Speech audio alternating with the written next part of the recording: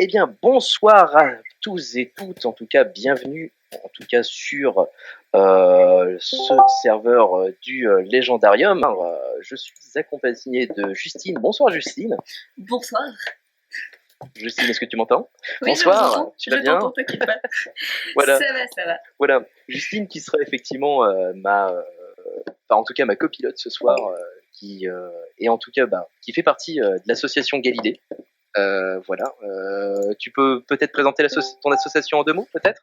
Alors oui, nous du coup, Galilée, on est une association étudiante qui prône les cultures de l'imaginaire. Donc on est basé à la fac d'Arras, à l'université d'Artois à Arras, pardon. Et nous, on a pour but de démystifier un peu toutes les cultures, enfin toutes les sortes d'imaginaire, parce que on s'est dit en fait avec les copains que à la fac, l'imaginaire, il est souvent repoussé dans ses retranchements, on va dire, il n'est pas beaucoup utilisé parce que souvent c'est vu comme un divertissement, une détente. Donc nous, on s'est dit, on va faire des petits événements, on va animer un peu la fac, on va essayer d'enjoliver tout ça et permettre aux gens aussi de découvrir un peu l'imaginaire.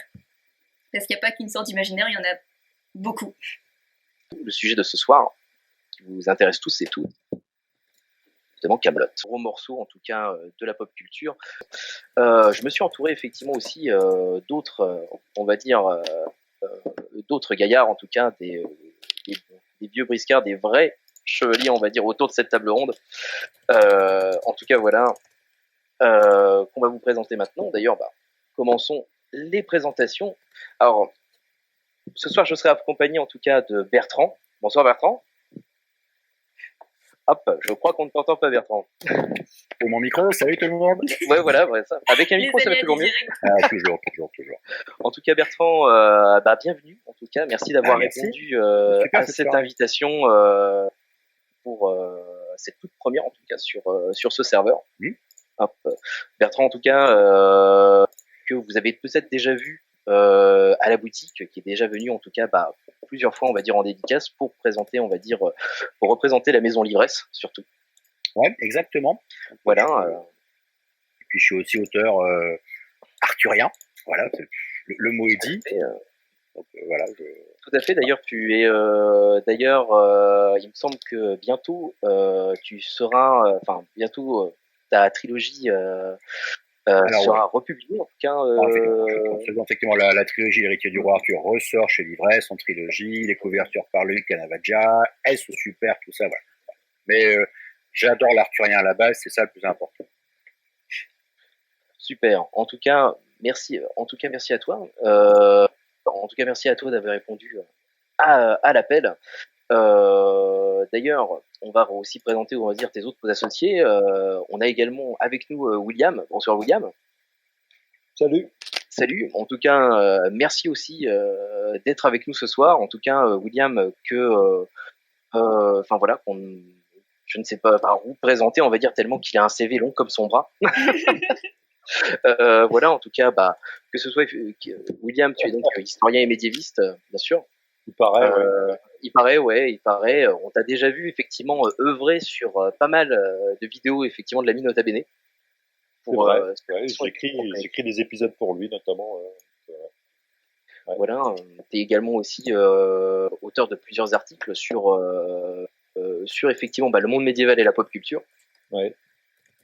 Et oui. Très bien. Oui. Voilà, oui, en effet, j'ai pas fait tout. Voilà, puis j'ai écrit un bouquin, notamment sur le mythe arthurien, qui s'appelle le roi Arthur, un mythe contemporain, qui est sorti en poche d'ailleurs. Voilà, donc en plein milieu aux éditions Libertaria. Aux éditions Libertaria, voilà. Et j'étais venu d'ailleurs le présenter chez toi il y a à peu près un an, oui, effectivement. Voilà. Donc, voilà. Sur une belle, d'ailleurs aussi sur une belle soirée débat. Clos par un jeu de rôle, parce qu'il faut pas déconner, quoi. C'est important. Tout à fait, parce qu'il faut pas déconner, parce qu'on est surtout là aussi pour s'amuser. Tout à fait. Hop, je vois qu'effectivement d'autres s'inscrivent sur le Discord. En tout cas, bienvenue encore à vous et merci de nous suivre au cours de cette soirée que j'espère en tout cas vous trouverez plus qu'agréable.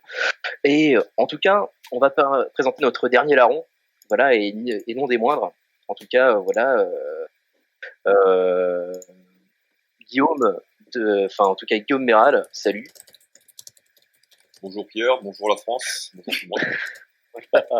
En tout cas, voilà. En tout cas, Guillaume, tu es là pour effectivement nous parler cinéma, comme tu le fais, on va dire, chaque soir aussi, avec effectivement la bande de Popcorn Reborn, qui est l'association, en tout cas, de cinéma d'Arras, qui nous propose, on va dire, à chaque fois, de redécouvrir un petit peu des petites pépites des années 80 et 90, C'est en ça. tout cas, et de vous faire un peu redécouvrir un petit peu vos classiques autrement. C'est bien ça, ouais. En fait, nous, on a monté cet assaut parce qu'à la base, on avait le désir très égoïste de revoir les films qu'on avait bouffés étant gamin en VHS, en DVD, en salle, sur grand écran. Parce que pour nous, ça reste le support privilégié pour vivre le cinéma, et pour découvrir les films. Mhm. Mais comme on s'est aperçu qu'on ne pouvait pas le faire à 5, il a fallu inviter un peu de monde. Donc, du coup, on s'est dit qu'on allait monter une asso pour faire venir des gens dans nos sens, histoire de pouvoir nous-mêmes revoir ces films-là. Et à partir de là, on a commencé, voilà quoi, à établir des rendez-vous ponctuels, réguliers au Mégarama Arras, avec le soutien du Mégarama Arras, anciennement Cinemovida, où on présente le film, on fait découvrir ou redécouvrir le film en question dans une belle copie restaurée.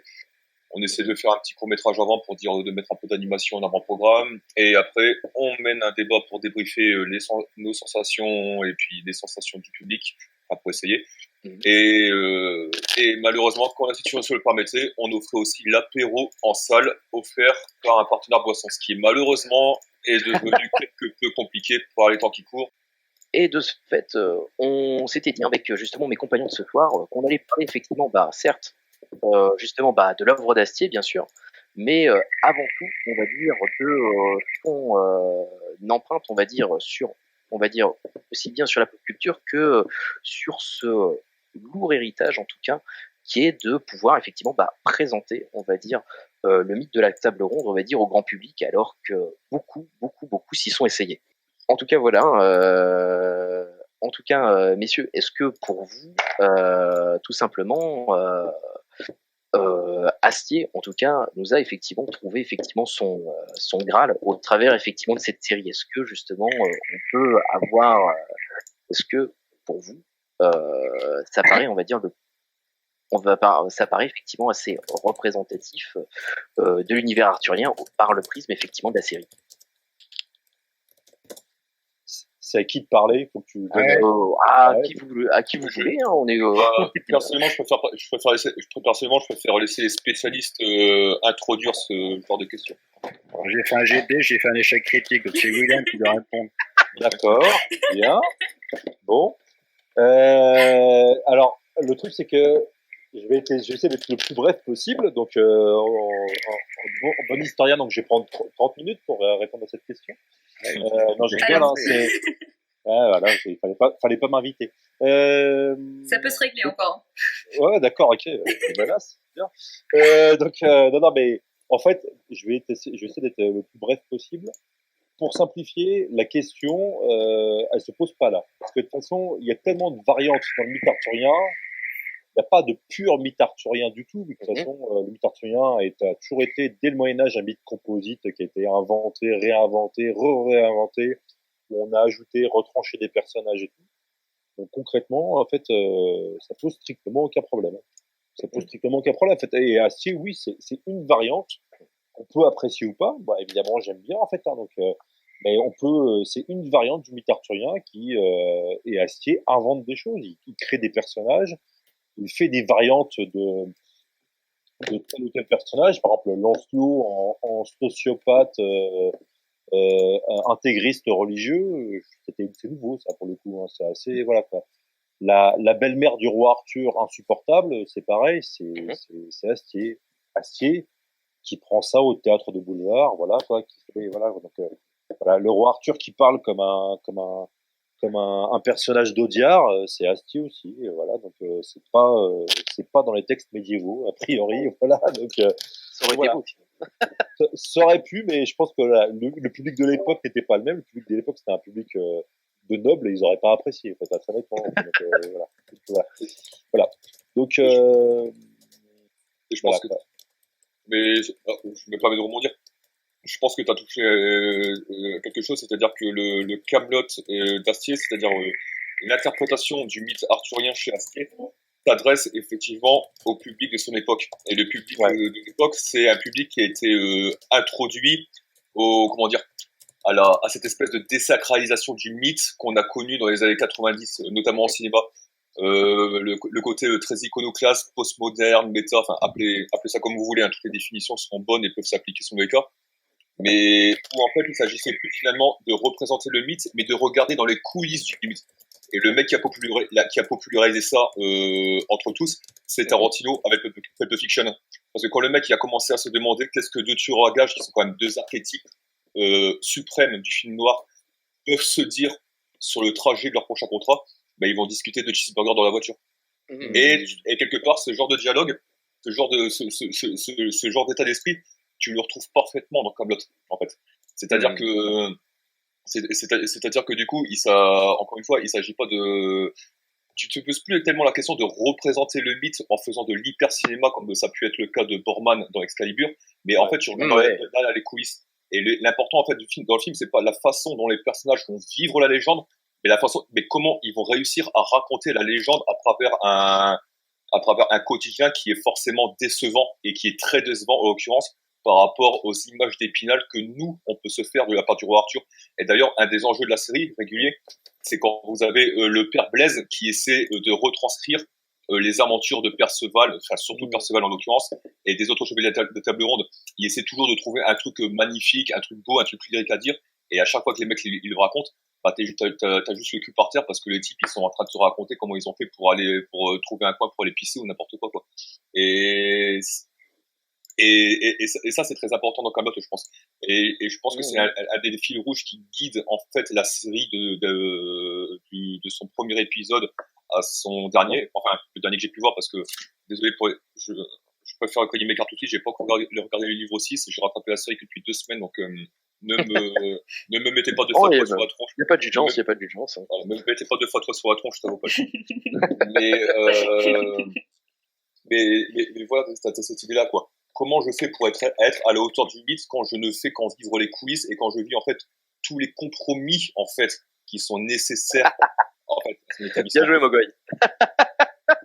Ça, c'est un truc, je sais plus si vous vous souvenez du film de John Ford, L'homme qui tue à Liberty Valance. Vous aviez James Stewart, non, c'était avec James Stewart et John Wayne, et vous aviez un personnage qui disait, si la légende est plus impressionnante que la réalité, imprimez la légende. Et la question de Kaamelott, finalement, c'est comment je fais pour imprimer la légende que la réalité est aussi décevante, en fait. Bah, c'est complètement ça.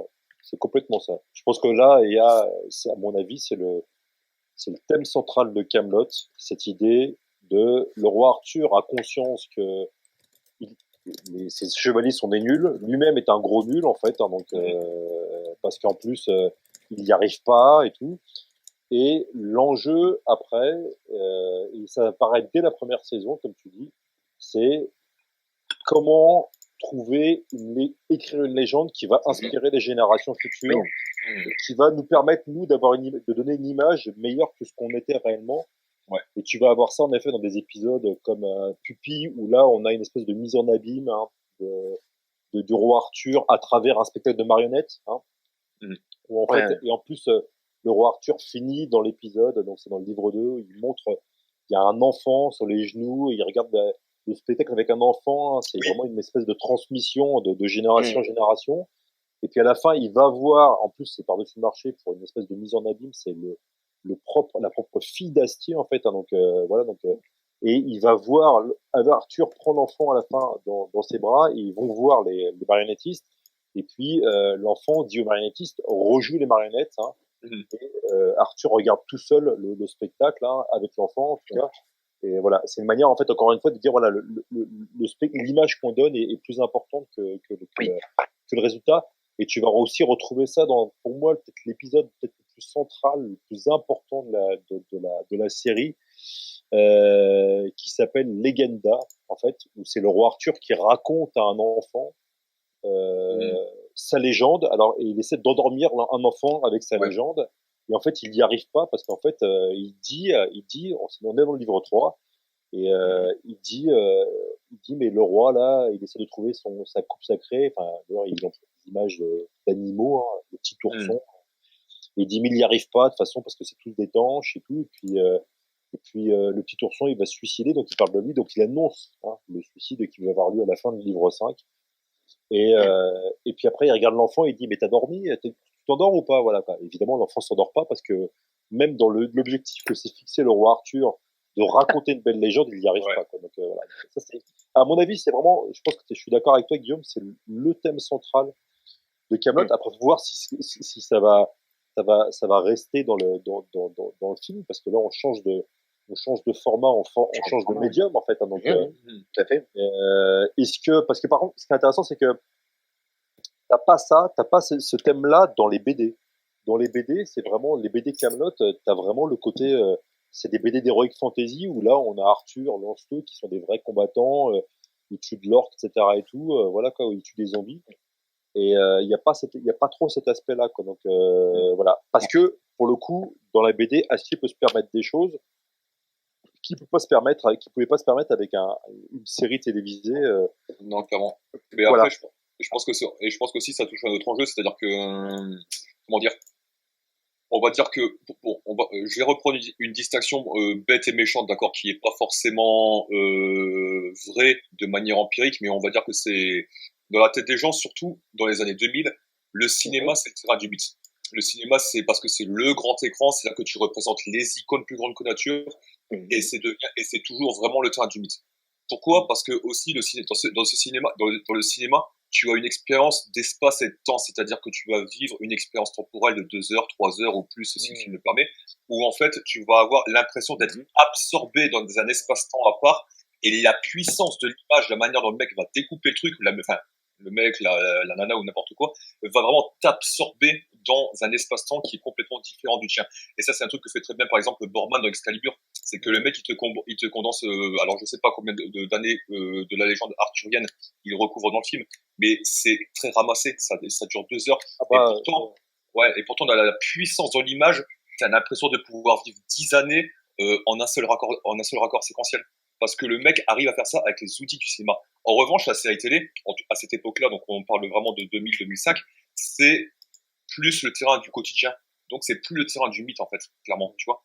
Et forcément, quand tu parcours le terrain de la série télé, tu arrives dans le terrain du quotidien où tu découpes les temps, tu découpes les durées, tu découpes ci et ça, etc. et tout, en des pastilles qui sont forcément démystificatrices parce que tu es dans un espace-temps qui est beaucoup plus proche de celui du spectateur, ne serait-ce parce que tu suis l'épisode un jour, tu regardes le suivant le lendemain, et du coup, tu sais, tu as ce rendez-vous régulier où tu cales ton emploi du temps sur celui de la série, et donc ça te fait un emploi du temps commun.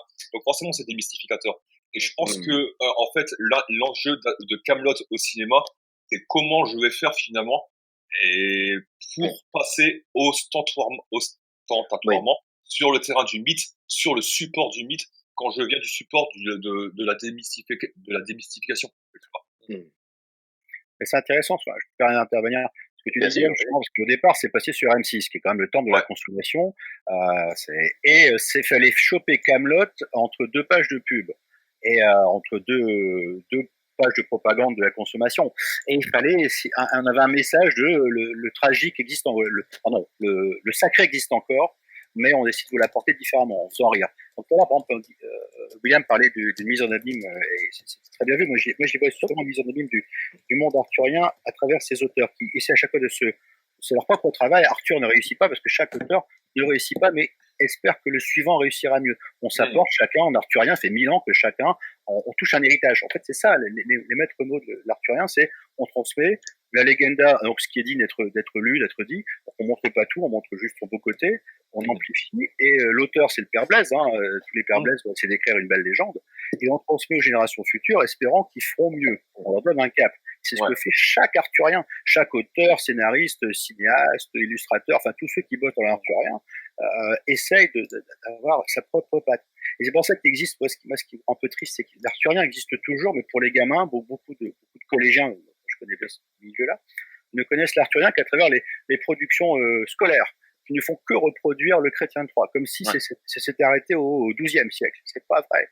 Il y a plein les personnages veulent vivre, veulent évoluer, et s'adapter à notre temps. Quand ils sont entre 2 pages de pub, ils vont parler aux spectateurs d'M6 de 2005, et ben, on peut pas lui parler comme on parlait au seigneur du 12e. Et ben, voilà, on essaie de réinjecter, du sacré, du mystique.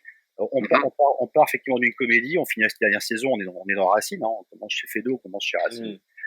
Mais il y a quand même il y a une ampleur, il y a une épopée, il y a un souffle terrible dans cette série. Si on est tous là à parler de Kaamelott ce soir, c'est qu'on adore le boulot d'acier.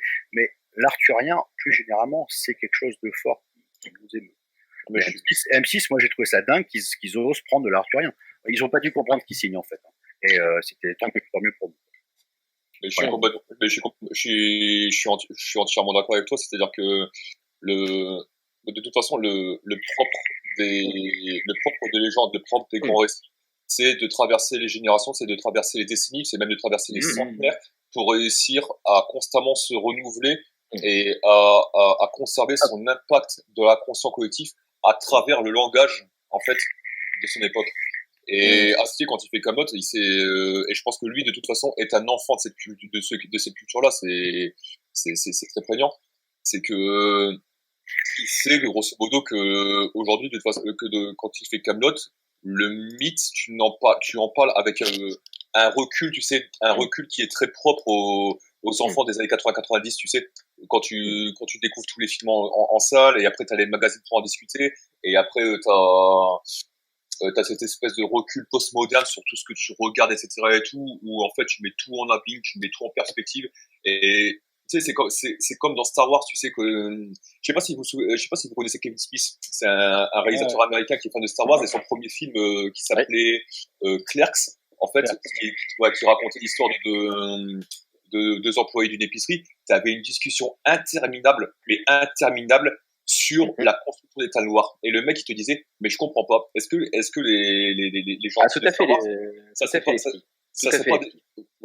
pas des gros fils de pute, parce que en fait tous les petits contractuels qui ont dû être appelés pour bâtir les toiles noires, parce que l'Empire va plus faire tout seul, il a dû faire appel à des sous-traitants, mais les sous-traitants qui bossaient sur les toiles noires comme des cons, qui n'avaient rien demandé à personne, et qui se sont fait détruire quand les toiles noires s'est fait dessouder, eux, qu'est-ce qu'ils deviennent? On pense jamais aux petits sous-traitants.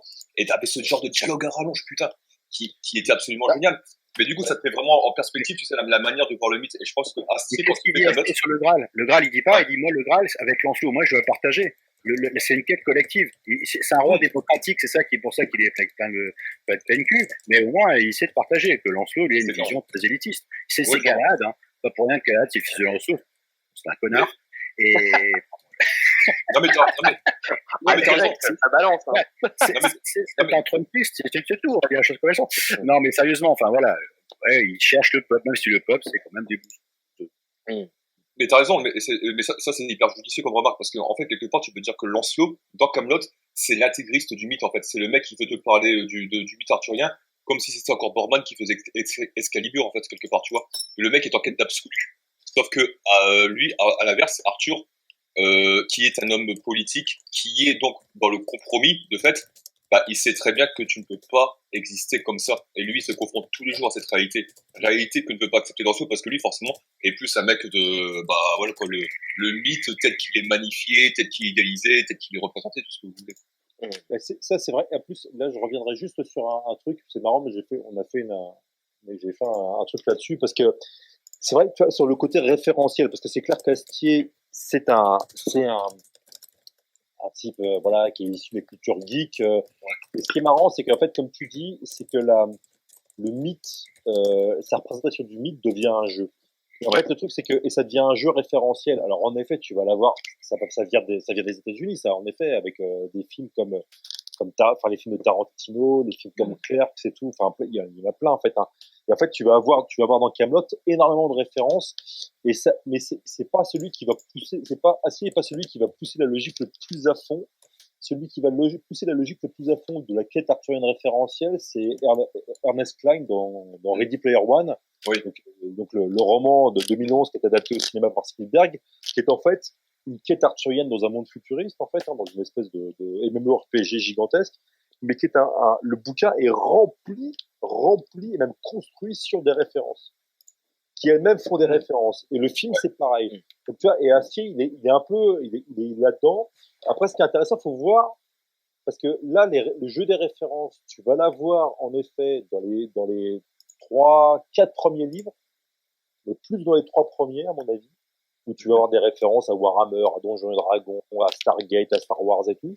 Et par contre, après, tu vas avoir, à mon avis, je pense que Astier commence à prendre, en effet, une posture plus classique, en fait, d'auteur plus classique, où en fait, là, en effet, il va vouloir donner. Et moi, voilà, je sais pas ce que ça va donner au cinéma. Ouais, Alors, je me permets d'interrompre rapidement parce que ça va être un sujet aussi qu'on va aborder par la suite.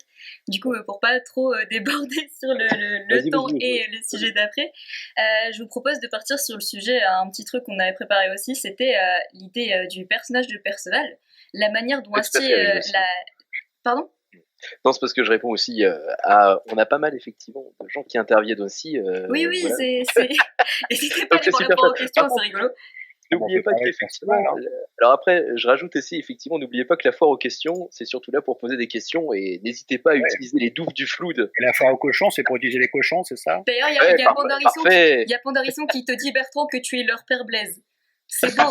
Je sais pas comment tu dois le prendre, mais on va dire que c'est beau pour la forme.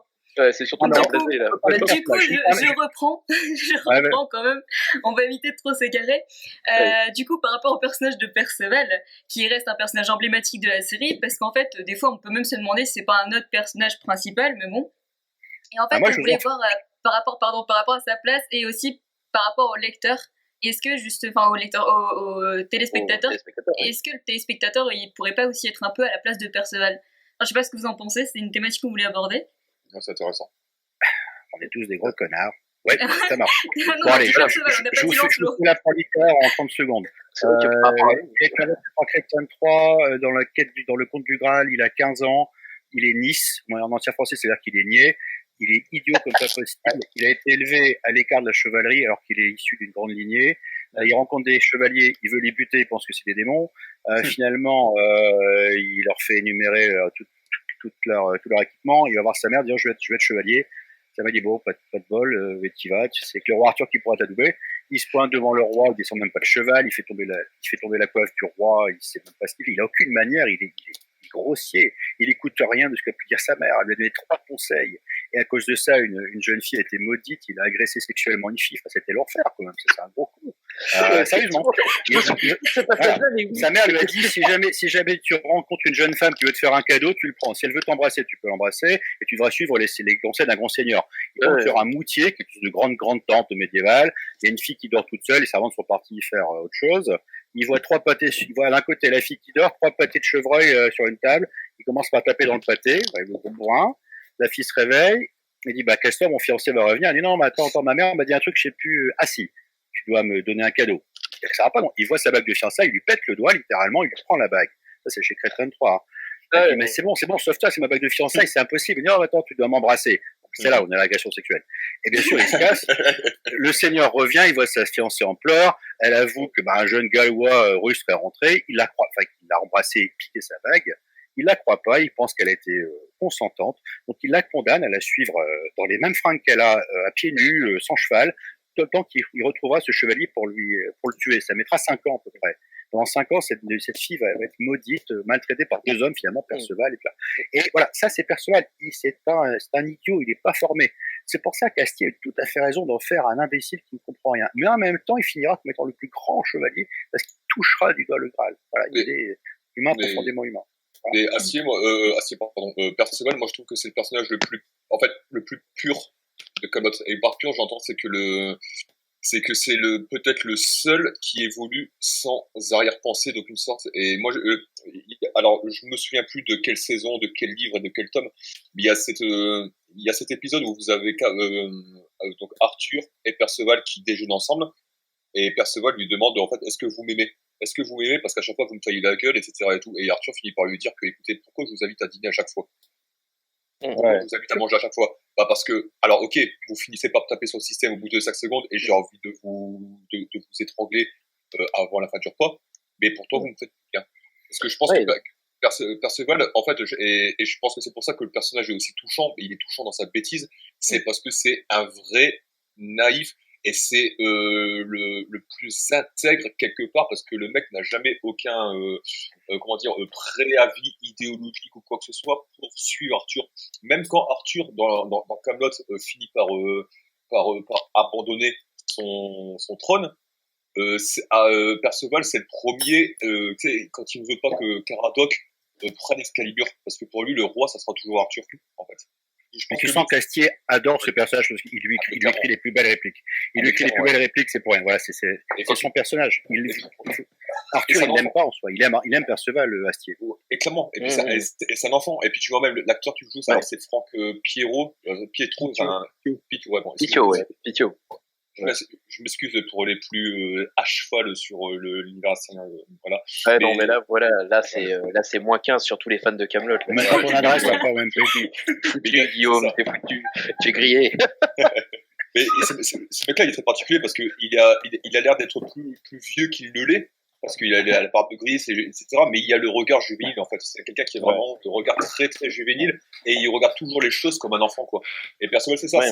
C'est un enfant avec toute la naïveté et toute la fidélité que ça peut supposer, quoi. Et je pense que dans Kaamelott, c'est non seulement effectivement le point de repère d'Arthur, mais je pense que c'est même effectivement aussi le point de repère du spectateur, quoi, tu vois. D'ailleurs, Guillaume, pour information, si tu as l'occasion de regarder les premiers pilotes qui n'ont jamais été diffusés, enfin tous les tests qui ont été faits, il y avait un autre casting que ça, c'était déjà par contre Franck Piteux qui faisait Perceval. Il le fait jouer de manière beaucoup plus mature. Il a fait évoluer Perceval. C'est hyper intéressant d'observer, c'est vraiment des Oui, je me souviens bien, il était beaucoup moins, on va dire, assez bêta que vraiment, on va dire, ce qu'on voit vraiment dans la série. Après, il y a aussi un potentiel comique de dingue. On sait que Astier est fan de Funès. Si on prend juste, tout le monde connaît forcément cet épisode du Barde. Il y a tous les types de comiques qui sont la quintessence du talent d'écriture. Moi, je parle du talent d'écriture d'Astier. Ils sont dans le Barde. La comique de geste, de situation, de caractère, de mots, de situations. On a tout est là et tout fait rire. Chaque mot fait mouche. Moi, à chaque fois que je le regarde, je me marre à chaque mot. Mais de toute façon, excusez-moi, juste par rapport pour revenir à Perceval, parce que le truc c'est que ce qui est intéressant, c'est si on revient en fait à la base du texte médiévaux.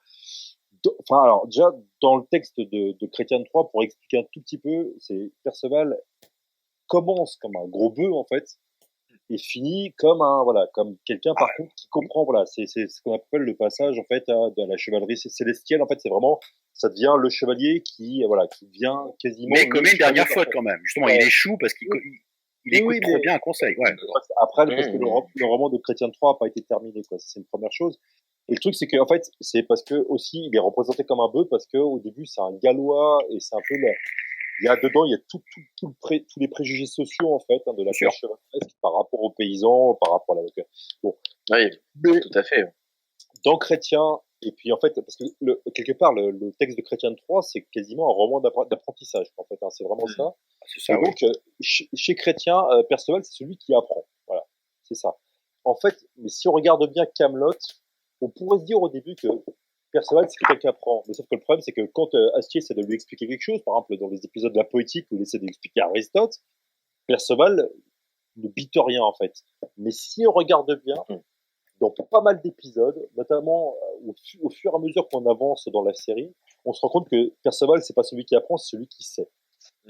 C'est celui qui sait, parce que par exemple, quand il voit pour la première fois la femme de Caradoc m'évanouie, il dit votre femme elle est moche, voilà, alors que l'actrice elle est très belle et tout, mais en fait Perceval voit en fait la véritable nature en fait de m'évanouie. Et pareil, il y a d'autres épisodes où en fait il y a plein d'autres épisodes, mais il y en a un qui m'a marqué, c'est celui où Perceval pêche, ça s'appelle l'épisode de l'inspiration, où en fait en plus c'est une allusion au roi pêcheur en fait dans le mythe arthurien qui est celui en gros qui garde le Graal et tout.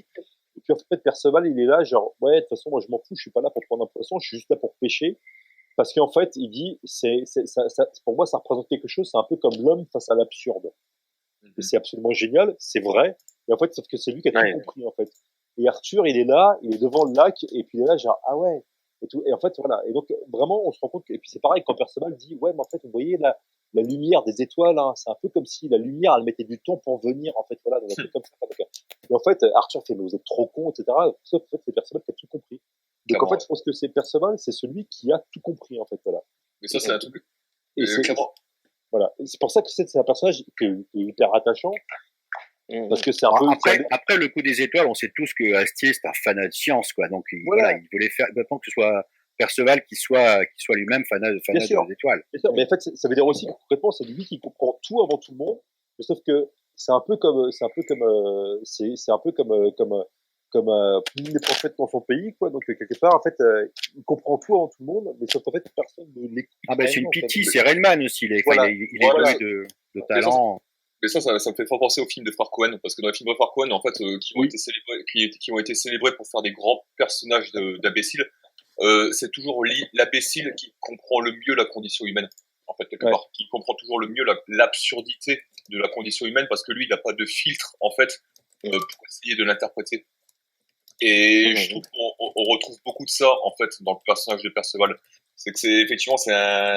C'est que nous, en tant que spectateurs, on est toujours confronté à Arthur qui est obligé de prendre des décisions pas possibles, à faire des compromis avec les uns et les autres, à écouter les caprices, les désirata, les demandes de Nagan, de lui et de elle, etc. Et Perceval, c'est pratiquement un observateur extérieur à tout ça. Tu sais, c'est le gars qui voit quelque part les ficelles, en fait. Nous, on voit les marionnettes, Perceval voit les ficelles qui animent les marionnettes. En fait. Et c'est là qu'on voit qu'Astier, alors qu'Arthur est censé être un roi chrétien, il a été chrétien de façon de sa création en plus. Il est finalement, pour Astier, une sorte de roi celtique, une sorte de chef de village avec son druide et sa pitié. Enfin voilà, on est un petit peu dans la série Viking. Voilà, c'est le sorcier qui voit, qui voit pas les autres. Ouais, c'est ça. Et en fait, le personnage est quelque part dans un univers qui est fondamentalement disruptif par rapport à la légende qu'il aborde. Perceval, c'est même pas le plus disruptif entre tous. En fait, c'est celui qui voit, comme dit William, c'est celui qui voit. En fait, c'est celui qui est le plus conscient des choses à travers son imbécilité de façade. Et je trouve que le grand mérite d'Astier, en fait, et ça c'est un truc que ne sait malheureusement plus faire le cinéma français, c'est de réussir à traiter ce genre de personnages et à leur donner de la noblesse, mais vraiment au sens propre du terme, mais vraiment de la noblesse de chevalier, quoi. Ouais. Et c'est exactement ça. Et en plus, il y a, comment dire, alors oui, c'est marrant la comparaison avec les frères Cohen, ça me fait penser en effet, il y a un côté Big Lebowski dans Perceval et tout, clairement. Où en fait c'est aussi en plus si déjà on aborde effectivement les trucs comme Big Lebowski, alors là on n'a pas fini les enfants. Non, mais la vache, mon Dieu, là, laisse-nous parler. Ouais, voilà, laisse-nous parler. C'est quand même le modérateur qui se fait taire d'un coup. Hein. Oh, putain, vous voyez comment on se fait molester par nos invités, c'est absolument incroyable. On ne contrôle absolument plus rien. Non, mais au contraire, comme je disais, on aborde quand même du sacré morceau aussi. Mais en plus, en fait, quand tu penses à ce genre de personnage, ils sont pas forcément aussi perchés que ça, parce que je pense qu'on s'est tous retrouvés dans ce genre de situation où en fait, où quelque part, dans ta tête, tu arrêtais le monde, tu arrêtes les choses autour de toi, et tu commences à observer et à tout remettre en perspective du fait que tu n'es plus dans le monde, mais tu te tiens à l'écart, tu sais, c'est sorte de moment où tu te mets violemment en dehors, et tu vois le truc et tu fais, mais putain, à quoi ça rime tout ça, quoi. C'est chamanisme, on est d'accord. Ah ouais, mais je pense que ça, on l'a tous expérimenté, chacun notre vie, dans une situation différente, à notre manière, etc. Et Perceval, c'est vraiment ça, quoi. Perceval, ça nous renvoie vraiment tout ça, vraiment clairement. On voit vraiment notre condition. Clairement, ouais.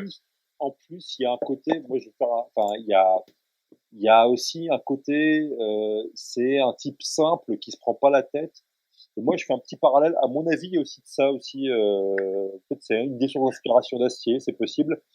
Moi, je ferai un parallèle en fait entre Frodo et Sam, quoi, en fait. Parce qu'en fait, Perceval, parce que entre Frodon et Sam, en fait, il y a une véritable histoire d'amour, en fait. Vraiment, voilà quoi. Donc, au point où voilà, il y a des gens qui ont dit bon, voilà, c'est limite c'est une relation homosexuelle platonique et tout.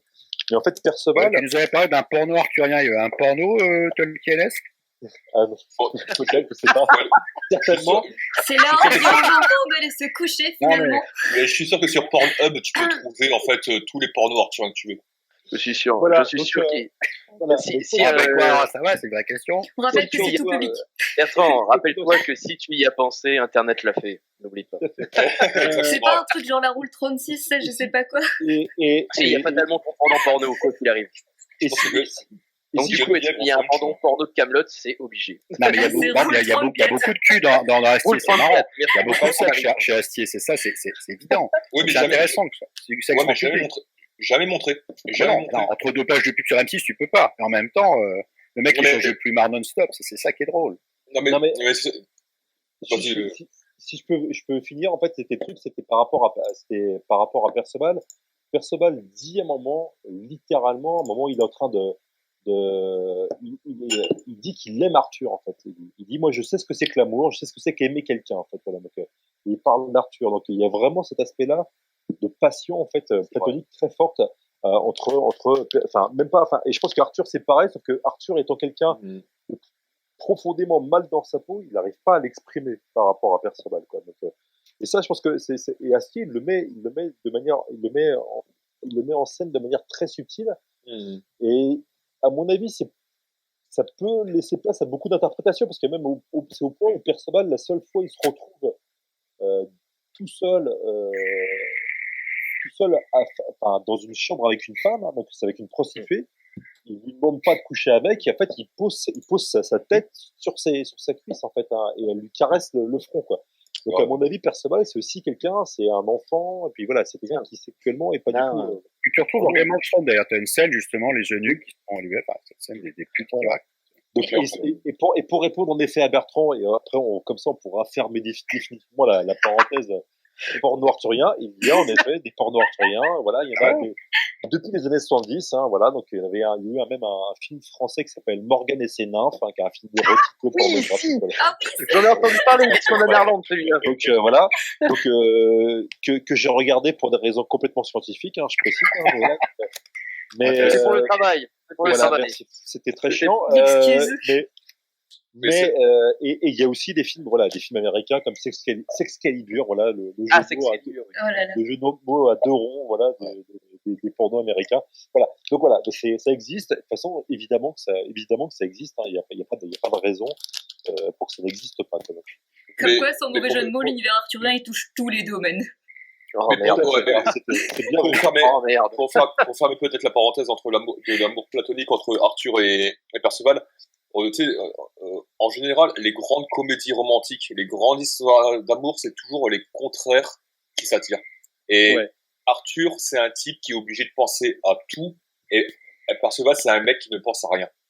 Mhm. Mais qui D'ailleurs, Donc on est déjà, à la base, t'as deux pôles, t'as deux aimants, en fait, qui sont obligés de venir l'un à l'autre, quoi. ouais. Alors, moi, D'ailleurs, de une mon point de question, vue, si euh, je peux on me a permettre, d'ailleurs de mon une point de vue, moi, je vois question. les deux personnages, pour moi, sur les deux facettes d'Astier. Enfin, c'est vraiment de la psychanalyse de bar, il n'y a pas de problème. J'assume. Mais c'est comme ça que je le vois. Astier se veut, enfin, c'est quelqu'un de très radieux, très carré, extrêmement investi en une foule de choses. Et il adorait avoir en même temps cette innocence, cette créativité. Et ces deux personnages, c'est lui. Oui, c'est vrai. Non, mais t'as raison. Non, mais je pense que c'est entièrement vrai. Ben, Ouais. mais je pense que t'es obligé. Enfin, dans cette position, t'es obligé parce que t'es à la fois à la charge, d'un univers qui a des dizaines de millions de fans en France et qui regroupe un nombre pas possible de personnages. Enfin, je veux dire, c'est pire que Game of Thrones quand tu prends Camelot. Hein, tu vois, t'as des ramifications dans tous les coins et compagnie. Et donc, t'es obligé de penser, de rationaliser, d'organiser tout ce bordel. Et en même temps, t'es obligé de conserver l'innocence, cette innocence qui te permet de toucher le public. En fait. Alors là-dessus, je ne serais pas d'accord avec toi, Guillaume. Je pense qu'Astier s'en fout royalement de savoir qu'il y a des millions de gens derrière lui. Il ignore totalement. Et c'est pour pouvoir créer. Il est en conflit avec lui-même, avec son propre ego, son propre talent. Il veut toujours faire mieux. Mais il s'assoit sur la vie des autres. Et il a tout à fait raison. Sinon, il s'en sortirait pas. Alors, je suis d'accord avec toi. Quelque part, je suis d'accord avec toi, mais d'un autre côté, je me dis que même de manière inconsciente, quand tu finis par être le créateur d'un univers pareil, qui a autant et qui finit par avoir une base de fans aussi grande, en fait, je pense que pour en faire abstraction, il faut d'abord que tu en aies conscience. faut que tu acceptes d'en avoir conscience. Et je pense que malgré tout, le type ne peut pas s'asseoir totalement sur cette responsabilité-là. Et je pense même qu'en fait, ce qui lui permet d'être aussi bon dans ce qu'il fait, c'est qu'il se dit que j'ai conscience de tous ceux qui suivent Kaamelott, mais d'un autre côté, je sais aussi que pour rester fidèle à ce qu'ils aiment dans Kaamelott, je ne peux pas écouter leur avis 24/24. Ah bah non. Un dernier truc, juste parce que tout à l'heure on parlait du Astier geek, du Astier gamer. Je sais pas si les plus jeunes ne savent pas, mais quand Warcraft est sorti, World of Warcraft, ils ont payé quelques stars pour faire des pubs. Il y a Jean-Claude Van Damme qui a fait la pub du mage. Moi, j'ai adoré. Oui. Jean-Claude Van Damme en mage, c'est énorme. Et il y a eu Alexandre Astier qui était pas là-dedans. Il était pas là-dedans. Et je me suis dit que c'était pas innocent de choisir ce personnage il faisait un reste collectif, il faisait une résurrection collective. Et je pense que c'est comme ça qu'il se voit, comme une sorte de, il est derrière, il est discret, mais il soutient tout le monde. C'est lui qui est chef d'orchestre, le marionnettiste. Voilà. Et c'est comme ça que je vois le paladin. Alors que le mage feu pour Van Damme, c'est exactement ça. C'est de l'esbrouf. Je sais, moi j'ai joué au mage feu longtemps. C'est de l'esbrouf, c'est que de la gueule. Hein. Mais voilà. Et l'autre, c'était pas louf, ça me paraissait logique. Mais tu prends. Mais de toute façon, en fait, la responsabilité d'Astier vis-à-vis de Kaamelott est énorme parce que, en fait, on vit quand même dans un monde où la plus grande licence, la plus grande franchise de l'histoire récente, à savoir Star Wars, a été en fait vendue à une corporation qui s'appelle Disney et qui a. Alors, je m'excuse pour les gens qui aiment les Star Wars, hein, là j'ai juste mon avis personnel, mais qui a été écrite et pensée en fonction des commentaires Facebook des fans sur ce qu'ils voulaient voir au cinéma sur les épisodes. Et à côté de ça, t'as un mec comme Astier qui se dit non, moi ma responsabilité de créateur, c'est de ne pas donner aux gens ce qu'ils veulent, mais ce dont les gens ont besoin. Et ça, c'est une position qui est non seulement hyper délicate à assumer, mais qui est en plus hyper précieuse dans le monde dans lequel on vit. Donc c'est pour ça que Kaamelott, je pense, est aussi une œuvre très importante dans le paysage contemporain. Quoi, tu vois. Ouais. D'ailleurs, du coup, ça nous permet effectivement de rebondir effectivement sur la question qu'on voulait vous poser aussi. C'est effectivement sur l'accessibilité de Kaamelott, on va dire, sur, on va dire, le mythe arthurien globalement. Est-ce que pour vous, c'est une véritable bonne introduction, on va dire, pour le mythe, ou si c'est pas juste un truc de niche, au final? Donc si c'est un truc de niche, ça aurait pas touché autant de gens. Après, ça dépend. Moi qui suis censé enseigner l'arthurien, parce que je suis prof en collège, je t'assure que c'est extrêmement sérieux, précis. C'est juste détourner la parodie, mais peu importe, c'est une très bonne en matière du mythe arthurien, à travers l'humain. Moi, je sais que je m'en sers dans mes cours. Ah, super. Et puis en plus, c'est bien. Ouais, non, puis en plus, concrètement, vu que ça réactualise. Après, encore une fois, je pense que c'est un bon exercice pour montrer que un mythe, il n'y a pas de pur mythe, que le mythe se réactualise constamment. Et là, en fait, en effet, c'est un mythe qui est fait pour plaire à un public francophone, français particulièrement d'ailleurs, au début du XXIe siècle. C'est tout. C'est clair que si on devait faire quand on regarde les adaptations du mythe dans les années 60, ça n'a rien à voir. Quand on regarde, et je pense que d'ici il y a des adaptations du mythe dans 30, 40 ans, à mon avis, il y en aura, c'est assez évident. Ça n'aura rien à voir non plus. Parce que ça sera pas la même chose. Donc, en effet, c'est une bonne porte d'entrée, dans le mythe arthurien. Et, après, de toute façon, c'est limite, les gens peuvent aussi parfaitement se contenter de ça. Je veux dire, ça pose aucun problème. Hein. C'est ça. Et j'ai dit ça même, pourtant je suis historien médiéviste, hein, mais on peut se passer de la lecture de Chrétien de Troyes, hein, ça pose aucun problème. Hein, je veux dire, Parfait. C'est même, voilà, ça peut être assez chiant à lire. Enfin, moi j'aime bien. La team Robert de Boron en PLS, c'est tout. Non, que dans les programmes de l'éducation nationale, c'est à l'âge de 12 ans, ils doivent se taper quand même Chrétien de Troyes. Non, c'est comme les suites, il y a un âge minimal, sinon on peut pas aimer. Oui, puis en plus, non seulement c'est un peu comme les suites, mais en plus, pour lire et comprendre Chrétien de Troyes ou de capturer un peu la saveur, en fait, il faut aussi avoir un bagage. C'est pas une question d'élitisme, en fait, c'est une question un bagage historique, peut-être pour comprendre un peu les allusions. Parce que c'est vrai qui sont un peu obscures aujourd'hui, quoi. Mais quelqu'un l'a dit dans le public, là, j'ai vu passer le message. Effectivement, quand on regarde les bonus des DVD, faut avoir les super DVD d'Astier, évidemment. Et on voit qu'il a vraiment bossé. Il connaît son sujet. C'est un mec qui fait jamais rien au hasard, quoi. C'est pas un jeu de rigolo, Astier. Non, c'est pas un jeu de rigolo. C'est une bonne comparaison. Très bon, très bien. Mais pour rebondir sur le truc, je pense que non. En fait, je crois que en fait, Astier, même s'il y a cette culture, on va dire, geek internationale, c'est un type qui est très franco-français. Mais quand je dis franco-français, c'est dans le très bon sens du terme. C'est-à-dire que effectivement, enfin, je sais, tout à l'heure, on a mentionné Louis de Funès, mais Astier, c'est quelqu'un qui a une conscience aiguë en fait de la tradition comique dans laquelle il s'insère. C'est-à-dire que lui, en fait, son personnage d'Arthur, quand il pète un plomb, tu peux le voir le personnage de Funès qu'il a interprété de film en film. Son père, le Né Astier, il ressemble à Galabru. Il ressemble à Michel Galabru complètement, jusque dans ses coups de gueule, quoi. Perceval, tu peux le voir comme un Jean Lefebvre, tu vois. Et je pense que Astier, il a compris un truc, et c'est que le cinéma français, en fait, c'est un cinéma du verbe. Attention, hein, ce qui veut pas dire que c'est pas un cinéma d'image, mais c'est aussi un cinéma qui fait vivre en fait la tradition littéraire qui le précède. Bah, Audiard, c'est quand même le meilleur. Je te vois, on ne trouve pas le Marion. Mais complètement. Et je veux dire, et ce qui est marrant, et quand tu prends bien, quand tu regardes bien le cinéma français, ce qui est marrant, c'est que même dans ces traditions de films de mouvements purs, où en fait, qui sont censés se passer de dialogue, on a toujours quoi. Même regarde un type comme Belmondo. Belmondo, il passait son temps à ouvrir sa gueule, même quand il mettait même quand il collait des phares à passer aux gens. Quoi. Oui, tout à fait. Et ça, alors je dis pas qu'il n'y a pas contre-exemple. Hein. T'as Melville qui a fait des films grandioses avec Delon, etc. et compagnie. Ouais. Mais le cinéma français, c'est quand même ça, quoi. Et Astier, je crois que dans sa manière d'intégrer en fait cet héritage-là au sein de de Kaamelott, il a brillamment repris le flambeau.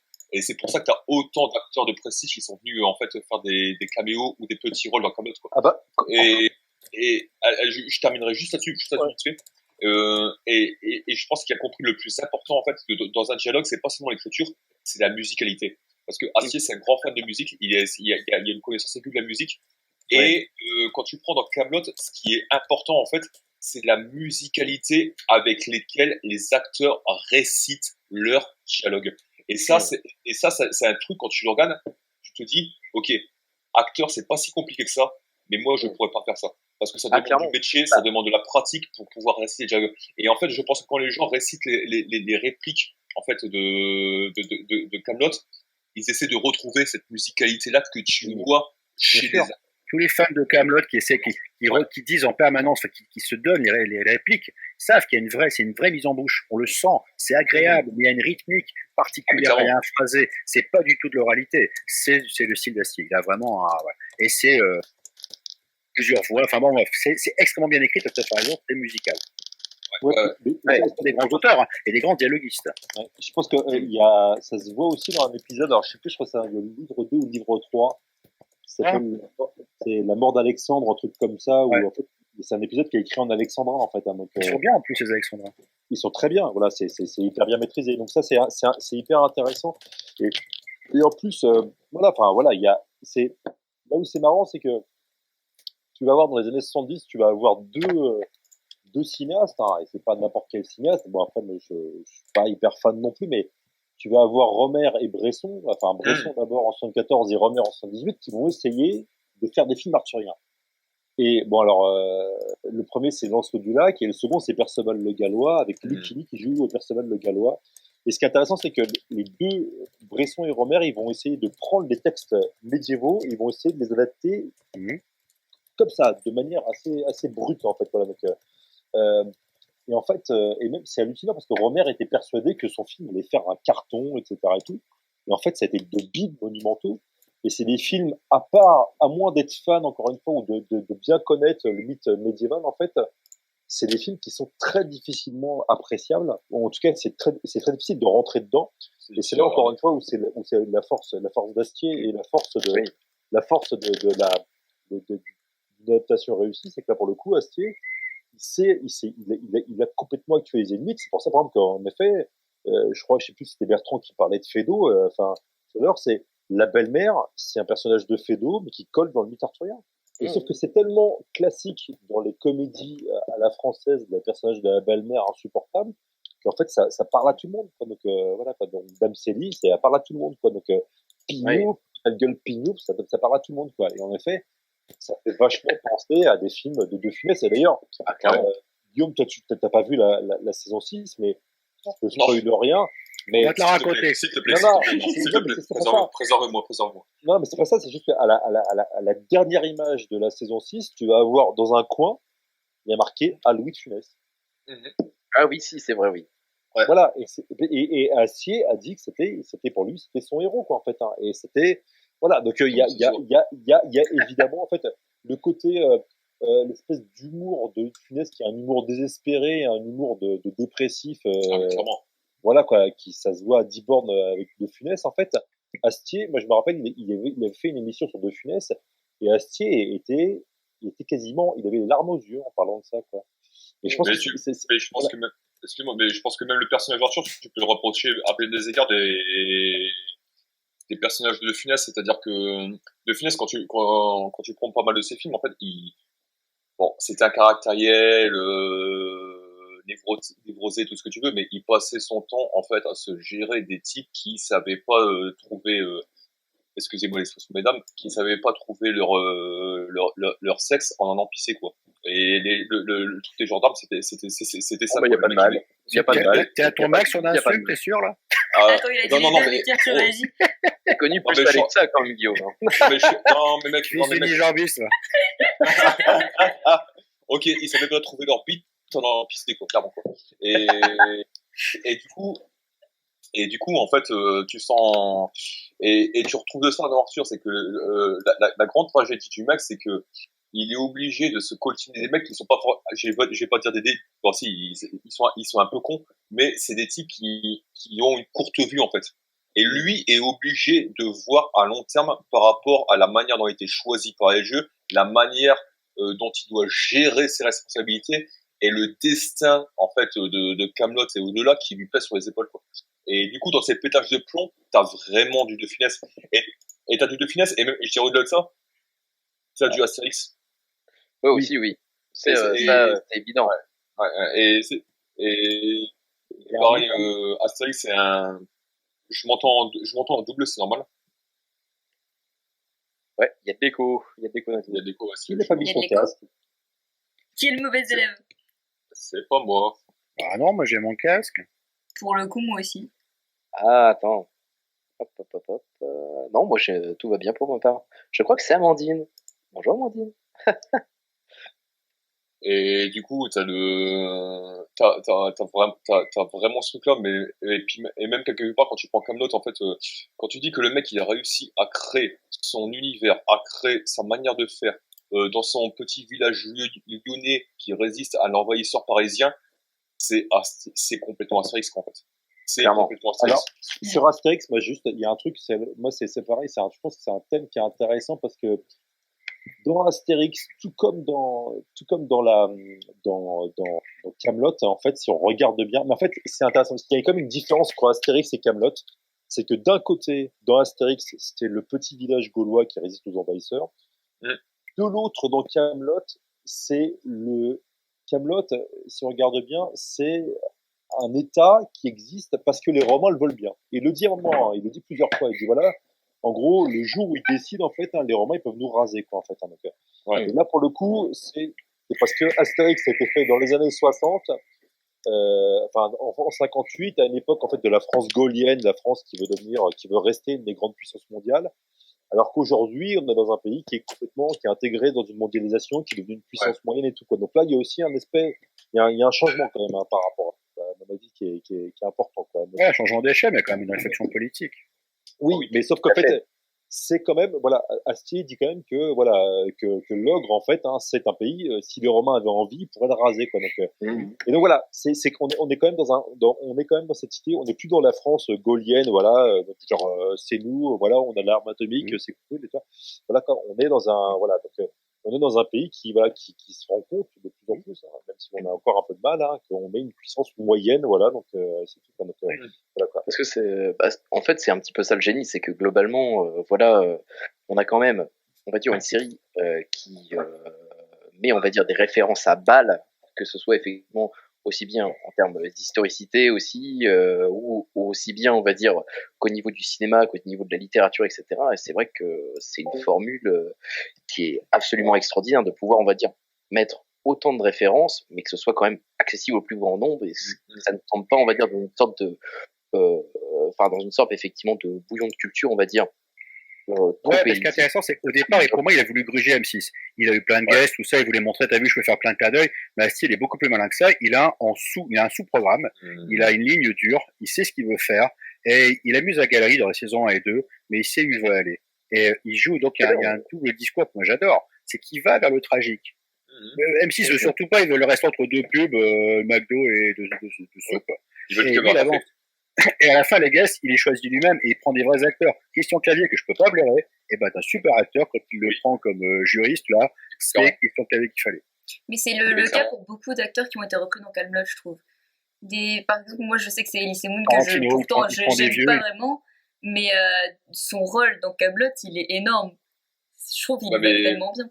Mais c'est ça, mais en fait, mais vous avez raison, parce que moi, ce qui me marque dans Kaamelott, à travers tous les guests prestigieux qui ont pu être invités et tenir des rôles, c'est que il va te prendre des types qui ont été, comment dire ça, dévalorisés, ou auto-dévalorisés par ce qu'ils ont pu faire dans le cinéma français, qui sont compromis dans des trucs, on va dire, qui vont de l'infâme à peu près regardable.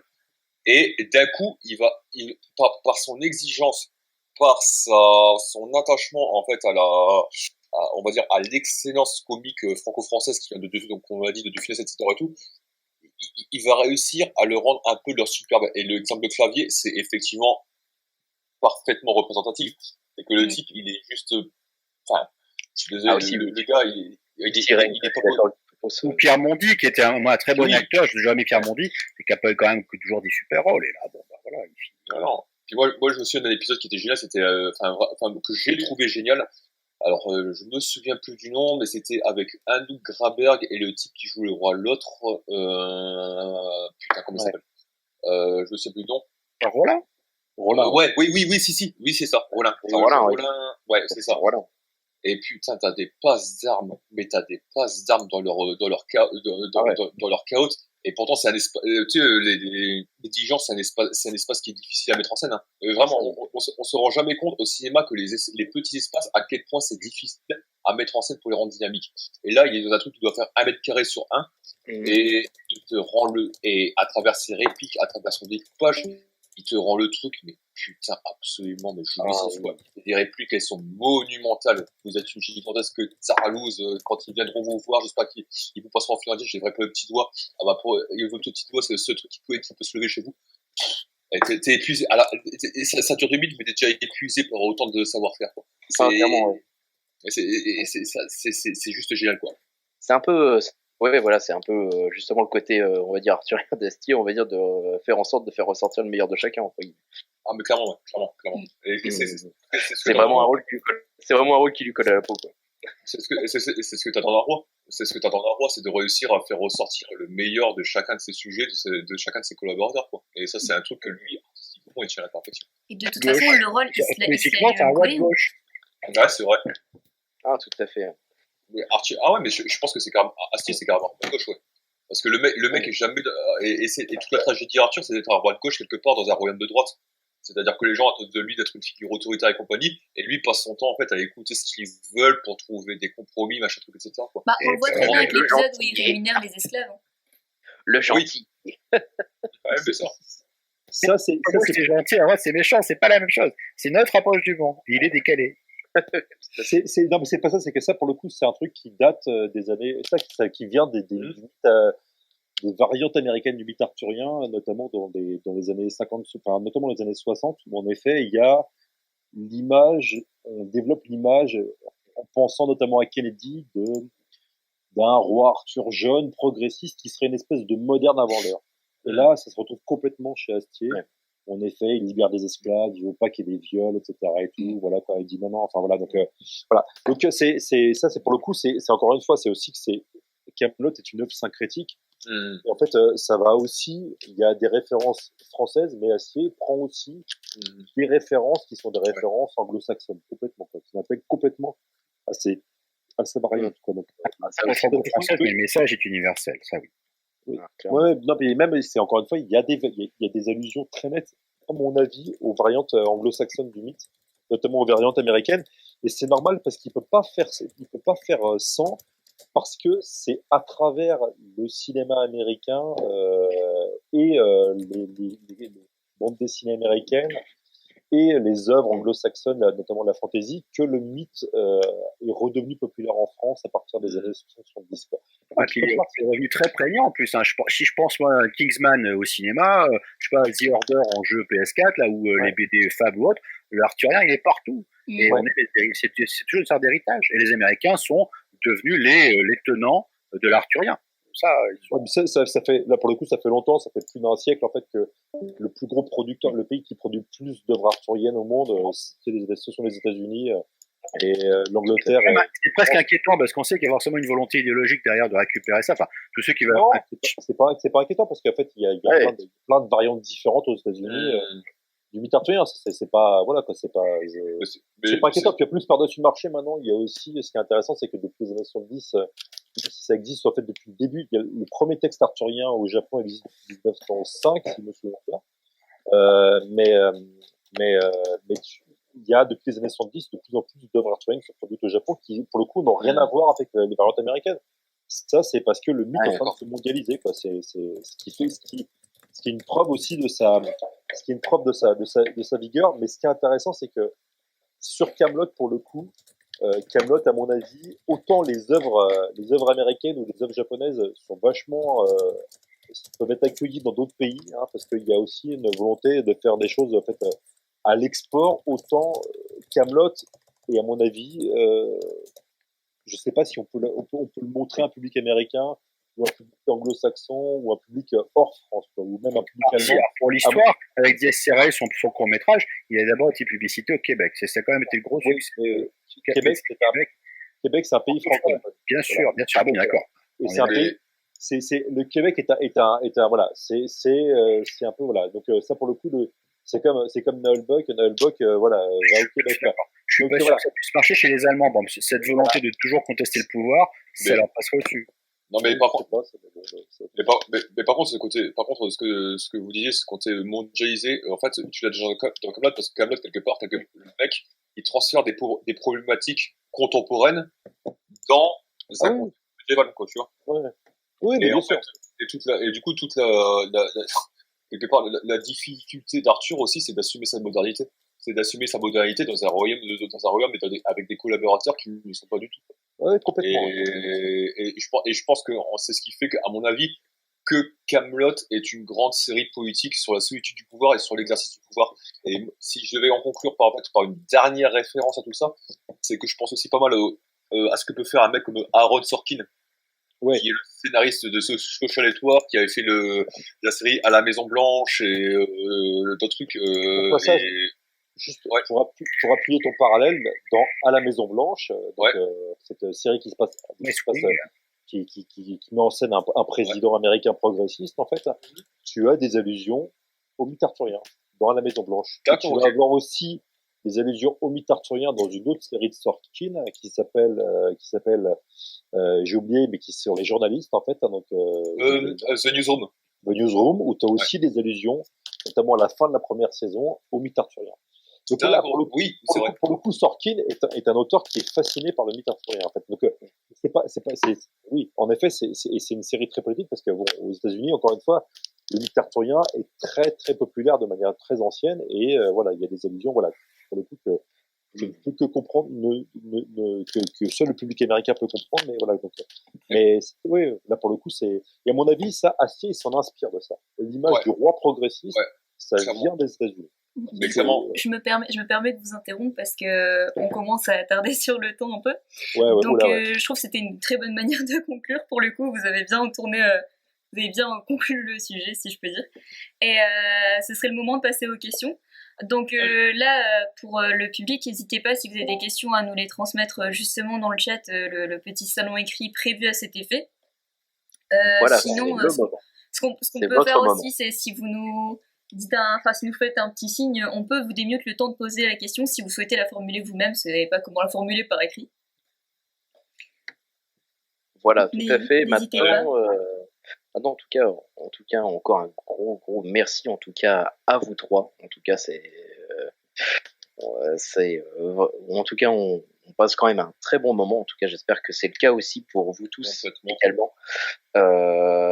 Et pour le coup, bah, maintenant, la parole est à vous, chers amis. C'est le moment, déchaînez-vous. En tout cas, si vous avez des questions à poser à nos différents intervenants, quel que soit le sujet, n'hésitez pas. Je ne sais pas si Jamel Binous est encore là, mais en tout cas, je le connais. Et s'il est encore là, il a sûrement des questions à poser, donc n'hésite pas. J'ai vu qu'il y avait aussi une question, on va dire, de Univers Camelot qui disait que globalement, Oui, je l'ai épinglé justement. disait que comme est-ce que vous pensez que Perceval, en tout cas, a été envoyé par les dieux? Vu qu'il y a un épisode où on le retrouve dans un cercle de pierre, globalement. Enfin, il serait retrouvé dans un cercle de pierre dans la série. Oula, Madame Dulac qui lui promet un destin exceptionnel, oui. Ça... Très gros potentiel, d'après ce qu'elle dit.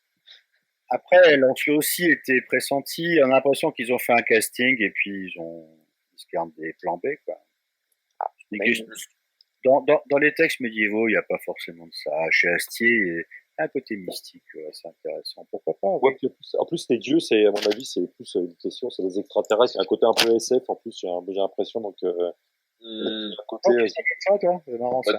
ouais, parce qu'à un moment, les peuples du lac se réunissent sur une autre, au fond d'une galaxie, ou je sais pas quoi et tout, donc, il y a un côté, vu que Perceval a été trouvé dans un crop circle et tout, donc il y a tout un truc. Ouais, il y a un côté monde parallèle peut-être, ouais, c'est vrai. La mythologie des ovnis et tout, à mon avis, je pense que ça a plus s'intégrer là-dedans, à mon avis. J'ai l'impression qu'ils sont comme du héros en masse, ils ont plein de dames de quelque chose, donc elles ont peut-être tout un héros, un champion à défendre, ouais. Peut-être, ouais, je sais pas. Alors, ça me fait penser, ça me fait penser à un truc, c'est que l'homme en noir, qui, je ne sais plus son Méléagan. Ouais, à un moment, il dit un truc magnifique, c'est qu'il dit, ma vie est une infime partie de mon existence. Et en fait, quand tu prends des grands films je pense à des films de science-fiction comme Mission to Mars ou 2001 sur l'espace, on te dit que les extraterrestres peuvent très bien être les dieux auxquels on se réfère. Et tout à l'heure, vous parliez en fait de l'aspect classique en fait de la saison 5, le truc entre Lancelot et puis le Manoir Noir. On dirait ça fait penser au septième saut. Moi, ça m'a fait penser au septième saut. Ouais. En fait. Clairement. Le chevalier face à la mort, quoi. En plus, à mon avis, cette idée que, en gros, les dieux des mythologies humaines seraient en fait inspirés par des extraterrestres. C'est une théorie qui est apparue dans les années 60, ce qu'on appelle la théorie des anciens astronautes, qui a été très très populaire dans les années 70-80. On va la retrouver par exemple dans des dessins animés pour la jeunesse comme les Mystérieuses Cités d'Or par exemple, dans Il était une fois l'espace. C'était vraiment très populaire. Aujourd'hui, ça l'est peut-être un peu moins. On va aussi retrouver ça dans Stargate. Voilà, donc, et voilà. Donc, à mon avis, Astier, il s'inclut peut-être, il va peut-être s'inspirer de ça, mais après, on verra. Peut-être il va changer de, mais à mon avis, il s'est inspiré de ça et je pense qu'on est un peu là-dedans, quand même. Sauf dans Prométhée. Du coup, on va parler de Méléagan. Et Méléagan, c'est Karl Brandt, qui est une des plus belles voix, je trouve, du cinéma français. Et la fois que je l'ai vu, c'était dans Ridicule, Patrice Lecomte, il y a 20 ans. Il commence et il pisse sur Voltaire, qui est en train de mourir. Il se venge sur Voltaire. Donc le mec, il est connu pour avoir pissé sur Voltaire et avoir été Méléagan. Moi, je trouve qu'il a sorti un type qui avait un vrai potentiel. Et voilà. Ah bon, bref, c'est juste pour Bertrand, c'est le Tarantino français. J'en profite comme j'entends ta douce voix. Il y a Caillot qui te demande si Camelot peut-il servir d'outil pédagogique, toi qui es prof. Bien sûr. Alors la série, bien sûr. Je m'en sers. Alors, tu peux t'en servir pour comprendre le monde arthurien, c'est vrai, pour de la réécriture, pour de la création de dialogue, pour une foule de choses. Tu as différents niveaux registres de langue, le sous-entendu, l'implicite. Tu pourrais pratiquement faire toute ton année sur Camelot. D'ailleurs, moi, je défends ça. Il est temps que ça y passe vraiment. Je fasse que du Camelot non-stop. Je serais ravi. J'aurais toujours un truc à faire. Non, sérieusement. On peut faire une séquence complète d'un mois autour de Camelot et on s'emmerderait pas, quoi. On le voit pas, On a mais une derrière autre- lui, dans son fond, il y a un grand drapeau avec marqué tous ensemble pour Camelot. Et Ah, bien, d'ailleurs, non. on a une autre question, effectivement, où on parle, enfin, parce qu'on parlait effectivement déité et religion. Il y a une question de Reigns qui demande si dans Camelot, on oscille, on va dire, fréquemment, on va dire, entre chrétienté et paganisme, alors que le mythe arthurien est quand même fondamentalement chrétien. Est-ce que vous auriez des explications là-dessus? Ça, pour le coup, c'est un truc, c'est quelque chose d'assez récent. C'est en gros, ça apparaît fin 19e siècle, et puis après, ça va se développer de plus en plus à partir des années 60. Et on le retrouve aussi dans plein d'œuvres de fantasy, par exemple, où en fait, on oppose une espèce de chrétienté extrêmement brutale à des païens qui seraient des espèces de gentils hippies, quoi. Donc, je caricature à peine, parce que c'est vraiment parfois, c'est un peu l'image qui est donnée notamment des druides, voilà, qui seraient des espèces d'écolos avant l'heure. Et on retrouve ça dans Merlin, d'ailleurs. Merlin, quand il est dans Merlin, le Merlin d'Astier, il dit, ah, ça, ah, bah là, il y a un loup, faut que j'y aille, etc. et tout. Les druides, faut absolument qu'on aille soigner les loups. Bon, les vrais druides, c'était pas comme ça, voilà. Donc, ça, c'est une image qui apparaît au 19e et au 20e siècle. Pardon, sous des lingettes. Et Ah, il faut des lingettes. Voilà. Je sais pas qui, voilà. Donc, mais voilà. Donc, voilà. En tout cas, Il faut des lingettes dans Camelot. Elle. Donc, du coup, excuse-moi, William. Du coup, à côté, il y a Astriel qui pose une question, qui a posé une question tout à l'heure par rapport au personnage de Perceval, et qui disait quid de son amitié avec Caradoc, et j'ai du mal à l'intégrer dans la cohérence du personnage pour ma part. Bah, bah, après, comment dire, le Perceval et Caradoc, c'est, comment dire, c'est le couple de, ouais, C'est le comique ça. c'est la oui, tradition ouais, médiévale, c'est c'est ça. ouais, c'est ça, c'est Comme le couple Kelly. d'appel héros que tu retrouves dans autant de films américains que de films français, en fait, tu vois, c'est une bonne, c'est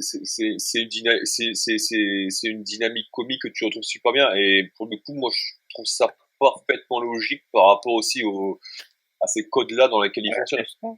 Après, sachant que, comme on l'a dit tout à l'heure, autant, autant Perceval est un vrai naïf, autant Caradoc, je trouve, hein, après c'est mon art, il l'est aussi, mais chez lui, t'as quand même un peu plus de calcul et d'ambition, quoi, tu vois. Et qui sont aussi le fait de sa femme, mais qui sont aussi produits par lui.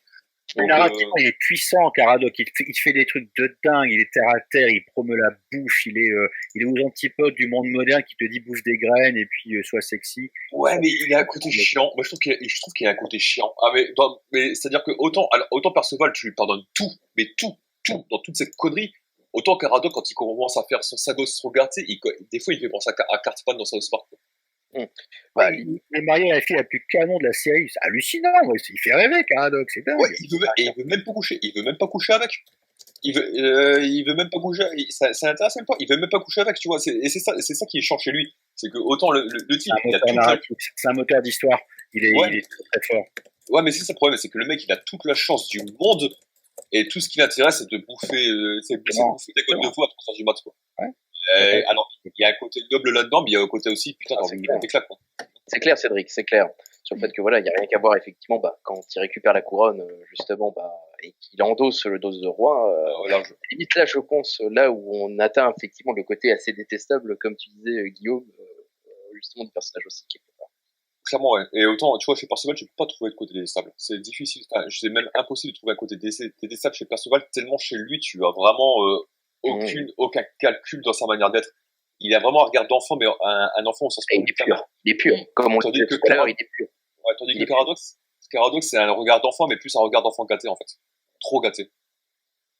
Capricieux. Être reconnu en tant que tel. Ouais, c'est ça, ouais. Clairement.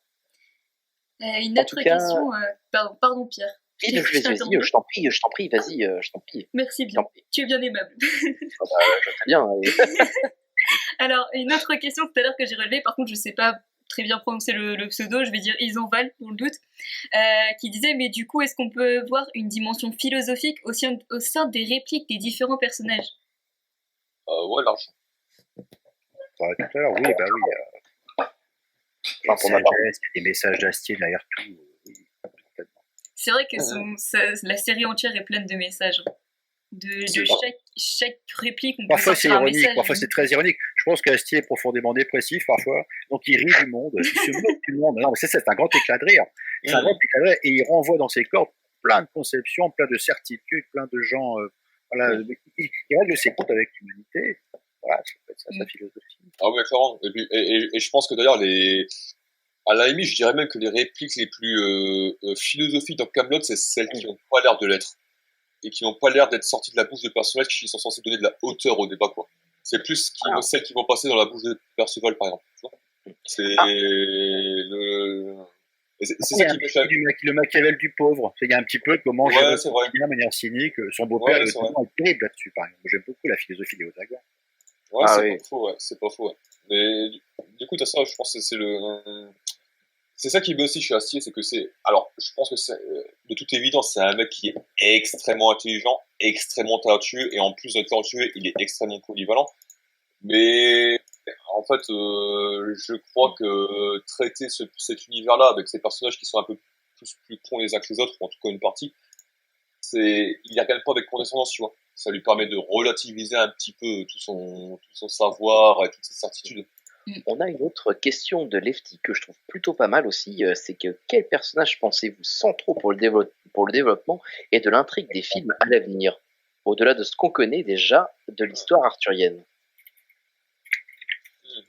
Voilà, alors là, à mon avis, on va avoir des surprises.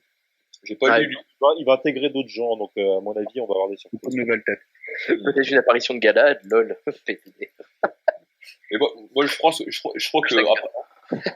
Alors perso, j'ai pas vu le livre 6, donc je suis peut-être en train de dire une connerie, mais je crois que Guenvièvre va être un rôle absolument central, en fait, dans la quête d'Arthur, parce que...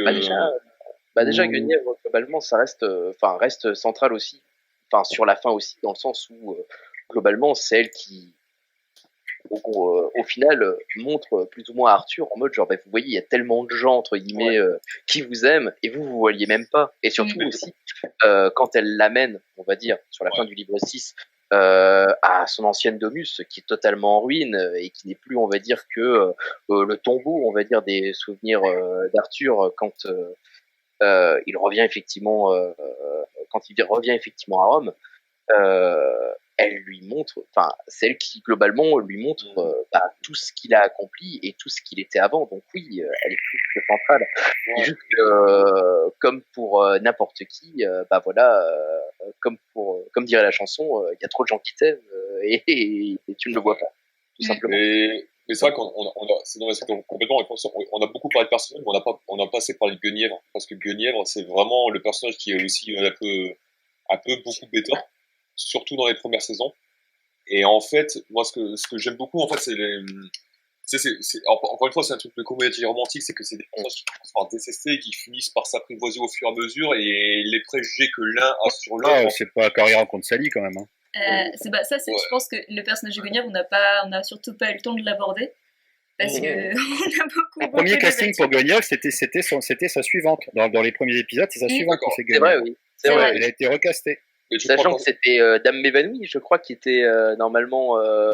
C'est Angarade. C'est Angarade qui décrit. C'est Angarade, pardon. C'est ça que Guenièvre, elle est pas désirable. Enfin, je veux dire, tu prends, surtout la première saison, la nana est clairement pas désirable. Déjà, elle est beaucoup moins canon que les servantes et les maîtresses d'Arthur. Et en plus, elle est un peu bête comme ses pieds. Par contre, quand tu vois notamment dans la saison 5, elle commence à être plus séduisante parce qu'elle commence à s'affirmer, elle commence à imposer son caractère un peu d'Arthur, et puis tu sens que la relation entre deux, elle commence à se construire parce qu'elle va lui dire ces choses, elle va essayer de lui remettre les pieds sur terre, à lui mettre des claques dans la gueule, à lui dire il y a des gens qui t'aiment, etc. et tout, tu vois.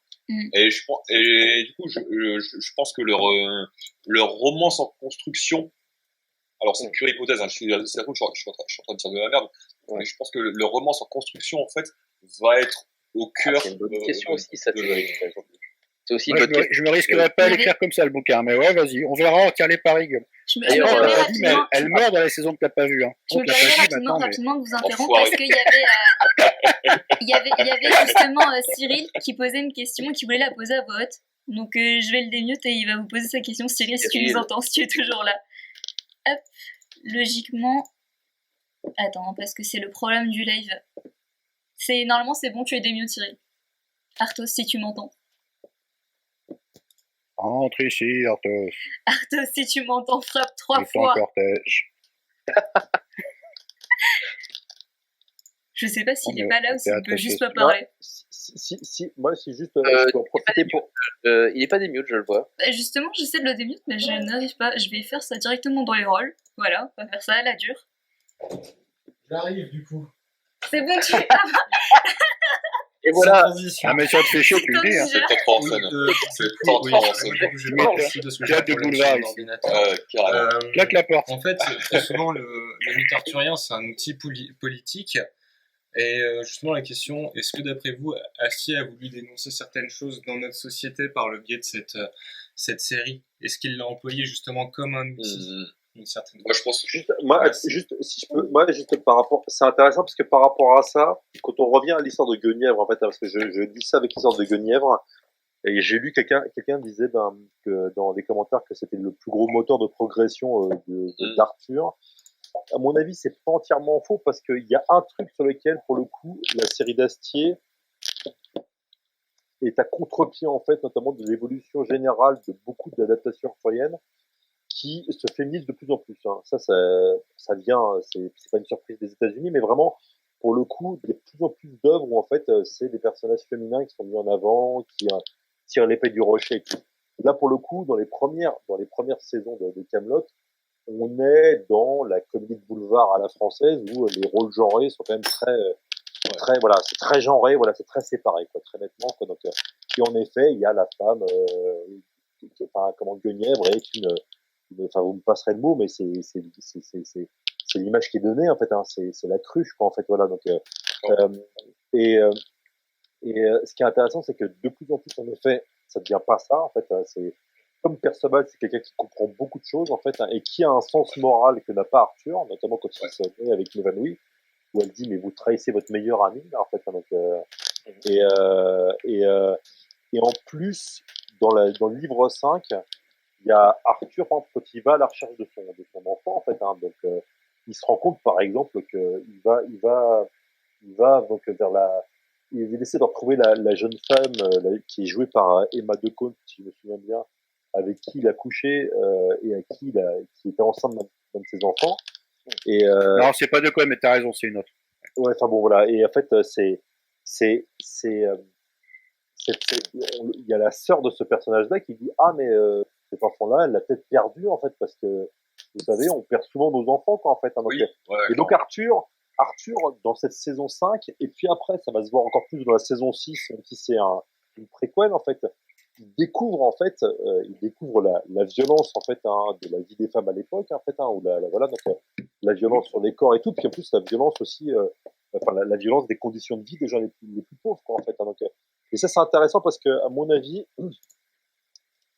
après, tout dépend si Astier a envie de se couler dans l'époque ou s'il veut prendre l'époque à contre-pied, quoi. Ça, c'est un truc, en fait. Hein, donc, mais s'il veut se couler dans l'époque ou s'il veut quelque part un peu donner une image, enfin faire progresser en fait son œuvre un peu dans le sens général des œuvres arthuriennes, en fait, il va en effet mettre plus en avant des personnages féminins. Quoi. Donc, c'est à voir. C'est à voir. Et à mon avis, en effet, je pense que s'il fait ça, ça va se jouer sur Guenièvre. Tiens, d'ailleurs, qui va devenir quelqu'un qui va être en fait quelqu'un qui va dire non mais attendez là en fait et qui va prendre de l'importance et qui va devenir quelqu'un qui a un peu plus de qui a beaucoup plus de profondeur que ce qu'elle a dans le livre 1 en fait où mais en fait ce que fait Arthur dans les 2-3 premiers livres, c'est de la maltraitance en fait, hein, c'est horrible, hein, c'est ça. Bien sûr. Non mais vraiment. Et pour rebondir en fait sur ce que tu disais et puis sur la question, en fait, je pense que c'est aussi effectivement, je pense que c'est une grande série politique parce que Guenièvre est en train de devenir une grande femme en fait de politique. Tu vois, on dit toujours que derrière chaque grand homme il y a une femme. Et en fait, et dans la série, on a que des personnages qui saison après saison essaient laborieusement, mais néanmoins sûrement, de se hisser à la hauteur de leur fonction. Et Guenièvre, c'est pareil, elle sait pas comment faire au début. Elle est là dans un mariage qu'elle a pas forcément choisi et machin truc.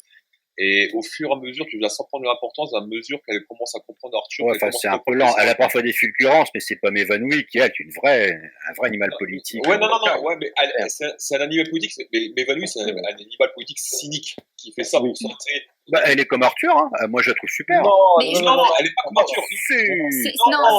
C'est super Oh, intéressant si. pour le coup parce que c'est vrai que Guenièvre en fait elle est placée un peu comme l'innocente qui au final est placée au second rang par Arthur mais qui est pas vue comme un danger potentiel pour son règne alors que finalement M'évanouie comme d'un coup elle impose sa volonté elle est vue plutôt comme une femme source de danger et on voit que direct elle est mise de côté en fait par Arthur qui lui dit bah ça va pas le faire j'ai mon royaume avant et puis j'ai contrarié les dieux je suis désolée ça va pas le faire vous êtes plus reine et du coup Et en plus, là, là où je fais une grande différence entre M'évanouie et Team Evolution Guenièvre, c'est que M'évanouie, c'est pas une politique, au sens, c'est une politicienne, ou c'est une ambitieuse, en fait, ou c'est quelqu'un qui est juste là, c'est quelque part l'équivalent, je vais faire un mauvais parallèle, c'est l'équivalent de Trump, en fait, voilà, elle est là pour accumuler du pouvoir, point. Mais elle est brillante.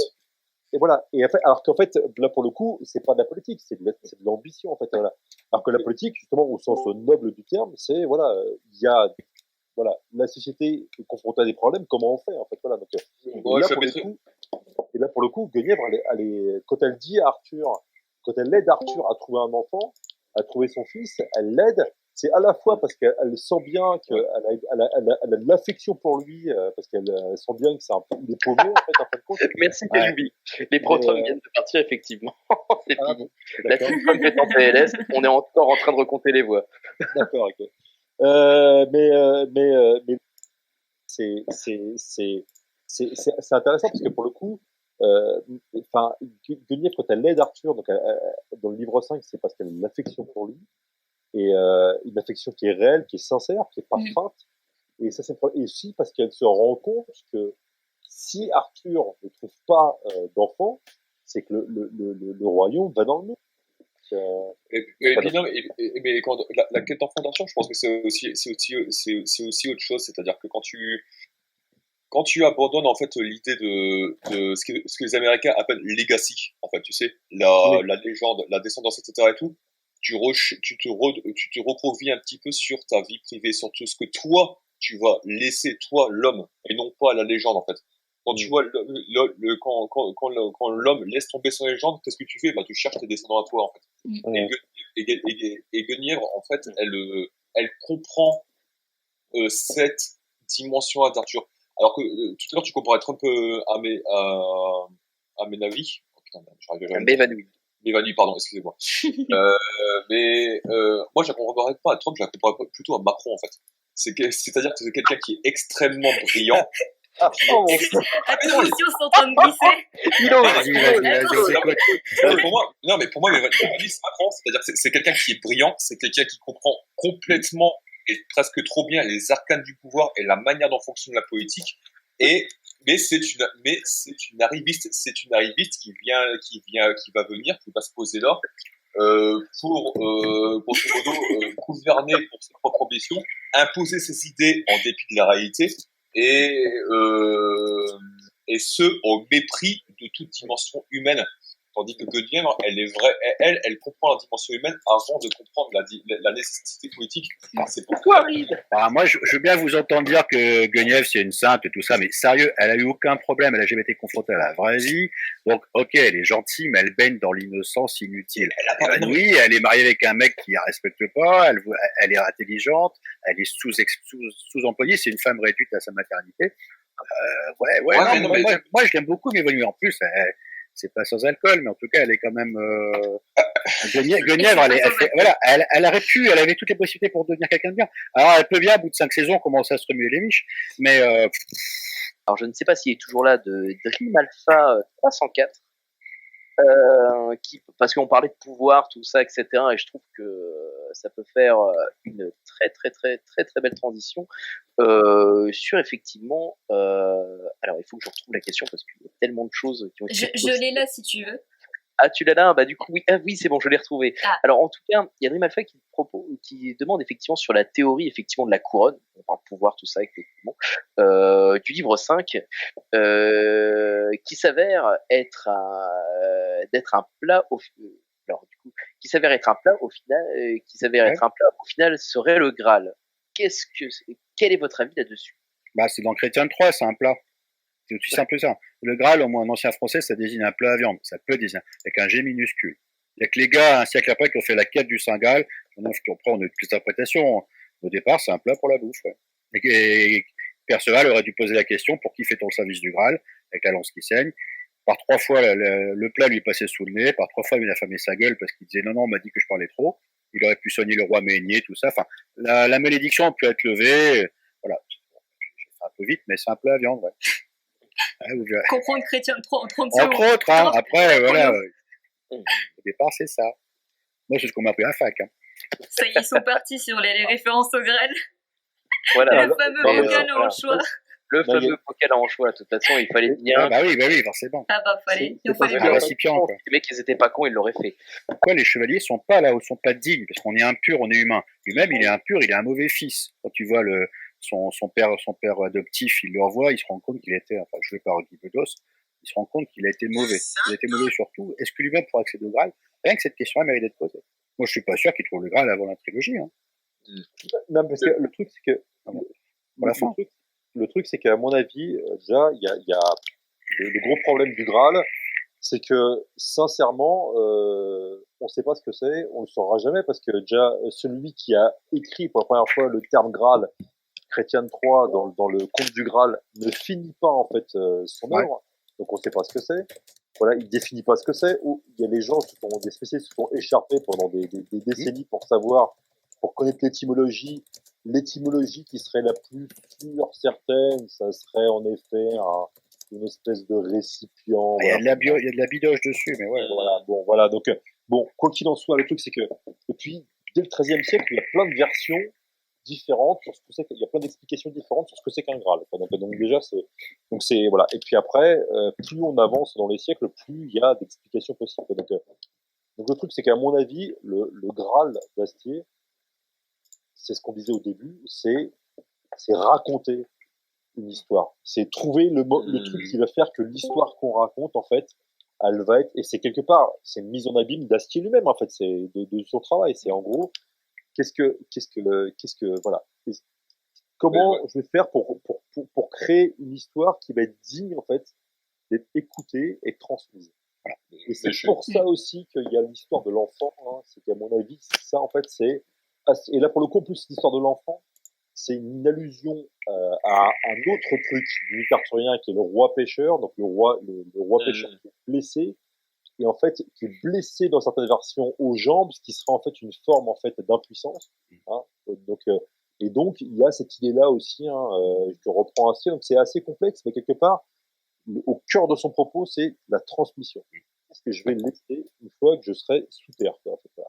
Une fois que je serai mort. Et donc le truc, c'est ce qu'il veut transmettre. Il essaie de transmettre quelque chose. Il essaie de trouver un Graal, il n'y arrive pas. Il essaie de transmettre une légende, il n'y arrive pas. Il essaie de trouver un enfant. Et en essayant de trouver un enfant, c'est une quête en fait, hein, qu'il veut raconter, il n'y arrive pas. Et donc il tente de se suicider à la fin du livre 5. Et voilà. Et donc il survit parce qu'en fait il dit il a encore d'autres choses à raconter. Et puis l'autre chose à raconter, c'est maintenant, à mon avis, comment il va faire pour vaincre Lancelot, en fait. Vaincre, en fait, quelque part, cette espèce voilà. Donc, et ça, d'ailleurs, c'est ce qu'il dit à la fin voilà, c'est volte-face c'est volte-face, quoi. Ouais, le film coréen, hongkongais, là. De John Woo, ouais. Mais des recommandations, ouais, mais je pense que vous avez raison, c'est que le Graal, c'est une idée, en fait. Il poursuit une idée. Personne ne sait ce que c'est vraiment, personne ne sait ce que c'est concrètement, mais en fait, ils poursuivent une idée, une abstraction, une entité qui veut tout dire et rien dire à la fois. Et en fait, je suis d'accord, c'est-à-dire que je serais pas étonné qu'à la fin, ils finissent finalement par le trouver et que en fait, c'est plus quelque chose qui vienne répondre à des questions intérieures qui se posaient que plutôt que cette espèce de révélation d'épiphanie ultime auquel l'humanité aurait droit. Ça me fait penser à un film, je sais pas si vous en souvenez, ça s'appelait La vie, l'amour, les vaches. avec Billy Crystal. Ouais, avec les Et Crystal, t'as des ouais. scènes, il y avait, et moi, je me souviens d'un truc qui était mortel, parce que le film, en fait, pour raconter le truc vite fait, c'était des citadins qui allaient se payer une sorte de road trip au Texas, où ils allaient jouer les cow-boys en vacances pendant 3 semaines. Et les mecs, qu'est-ce qu'ils font? Bah, ils cherchent le sens de la vie parce qu'ils ont perdu de leur vie effrénée, voilà, quoi, de travailleurs actifs et tout ce que vous voulez, quoi. Et en fait, à la fin, Buddy Crystal finit par dire que, en fait, j'ai compris ce que c'était le sens de la vie parce que c'était son pote cow-boy qui était incarné par Jack Palance qui lui avait dit, c'est ça. Le mec, il tendait son doigt et fait, c'est ça. C'est ce qui compte pour chacun de nous, quoi, en fait. Et à la fin, je serais même pas surpris que le Graal, en fait, il y a Astier qui tende son doigt, qui fasse, bah, c'est ça, quoi. C'est ça. C'est le sens de la vie, c'est ça. C'est ce qui nous finit chacun de nous. Alors, on a une autre question d'Isanval qui voudrait poser à l'oral également. Tu vas pouvoir me dire si je prononce bien son nom finalement. Oui, voilà, comme ça, tu pourras bien dire si on ne l'a pas écorché. Hop. Je me permets, moi, 30 secondes de redire qu'on l'a oublié de le dire depuis le début, mais dans les récits arthuriens, Arthur n'est jamais le héros normalement. Chez Astier, il est le héros, c'est lui qui mène la quête, mais dans les romans traditionnels du Moyen-Âge, il n'est qu'un donneur de quête, c'est un PNJ à la con. Il est là au début, à la fin, et entre deux, c'est d'autres héros qui mènent. Lui, c'est le pauvre gars qui reste chez lui, il s'est trompé, c'est le PNJ. Son meilleur pote, et il déprime en allant dormir. C'est comme ça que ça commence, il vient le chevalier au long. Le mec, il reste pieteur, que ses potes sont bas. Et vive le roi. Vive le roi. Voilà, finalement, Arthur n'est que le PNJ de ta propre histoire dans les romans, quoi. Exactement. Dans les romans, dans les romans, lui, mais dans les récits pseudo-historiques, en fait, comme l'histoire des rois de Bretagne de Geoffroy Monbiot. Alors voilà, c'est autre chose. C'est le héros. Ah bah oui. C'est le héros, voilà. Enfin, voilà. Donc après, c'est pas, voilà, ça dépend encore une fois, même au Moyen-Âge, ça dépend des auteurs. Voilà, exactement. Et par exemple, de le préciser. Et par exemple, dans le meurtre d'Arthur de Malory, au début, c'est un héros, après, il devient un personnage secondaire, et à la fin, il redevient le héros, quoi. Donc voilà, c'est un peu, Tim Mallory. Ouais, mais tu es dans le tardif, malheureux. Moi, je me suis raté au 13e, c'est fini après. Bon, du coup, Isabelle, si tu veux bien poser ta question. Normalement, là, c'est bon, allez, tu peux. Énonce ton énigme. Isanval, nous t'écoutons. Dû prendre un micro à part. Alors déjà, c'est pas Isanval, c'est... J'aime beaucoup.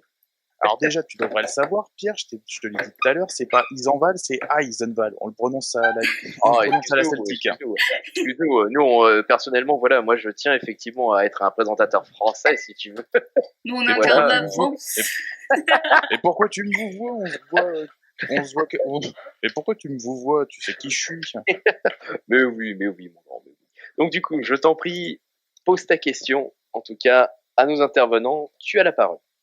Alors déjà, bravo, c'est quand même pas mal ce que vous avez dit. Moi qui suis grand fan de Kaamelott, surtout pour l'aspect philosophique, effectivement, c'est bien présenté.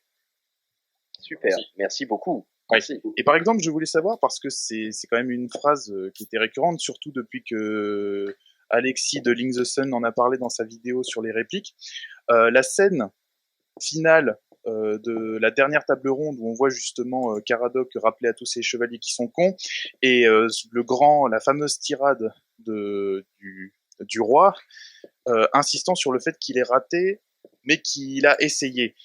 Ce qui me choque un petit peu, c'est surtout la réflexion de Perceval qui dit mais prenez pas ce qu'on dit au sérieux, de toute façon on est con. Là, c'est un peu bizarre parce que ça donne l'impression que Perceval est le seul à savoir que quand c'est pas Arthur le roi, personne peut diriger la Bretagne. Enfin, c'est le truc que j'ai pas compris en fait. C'est pas faux. C'est pas faux.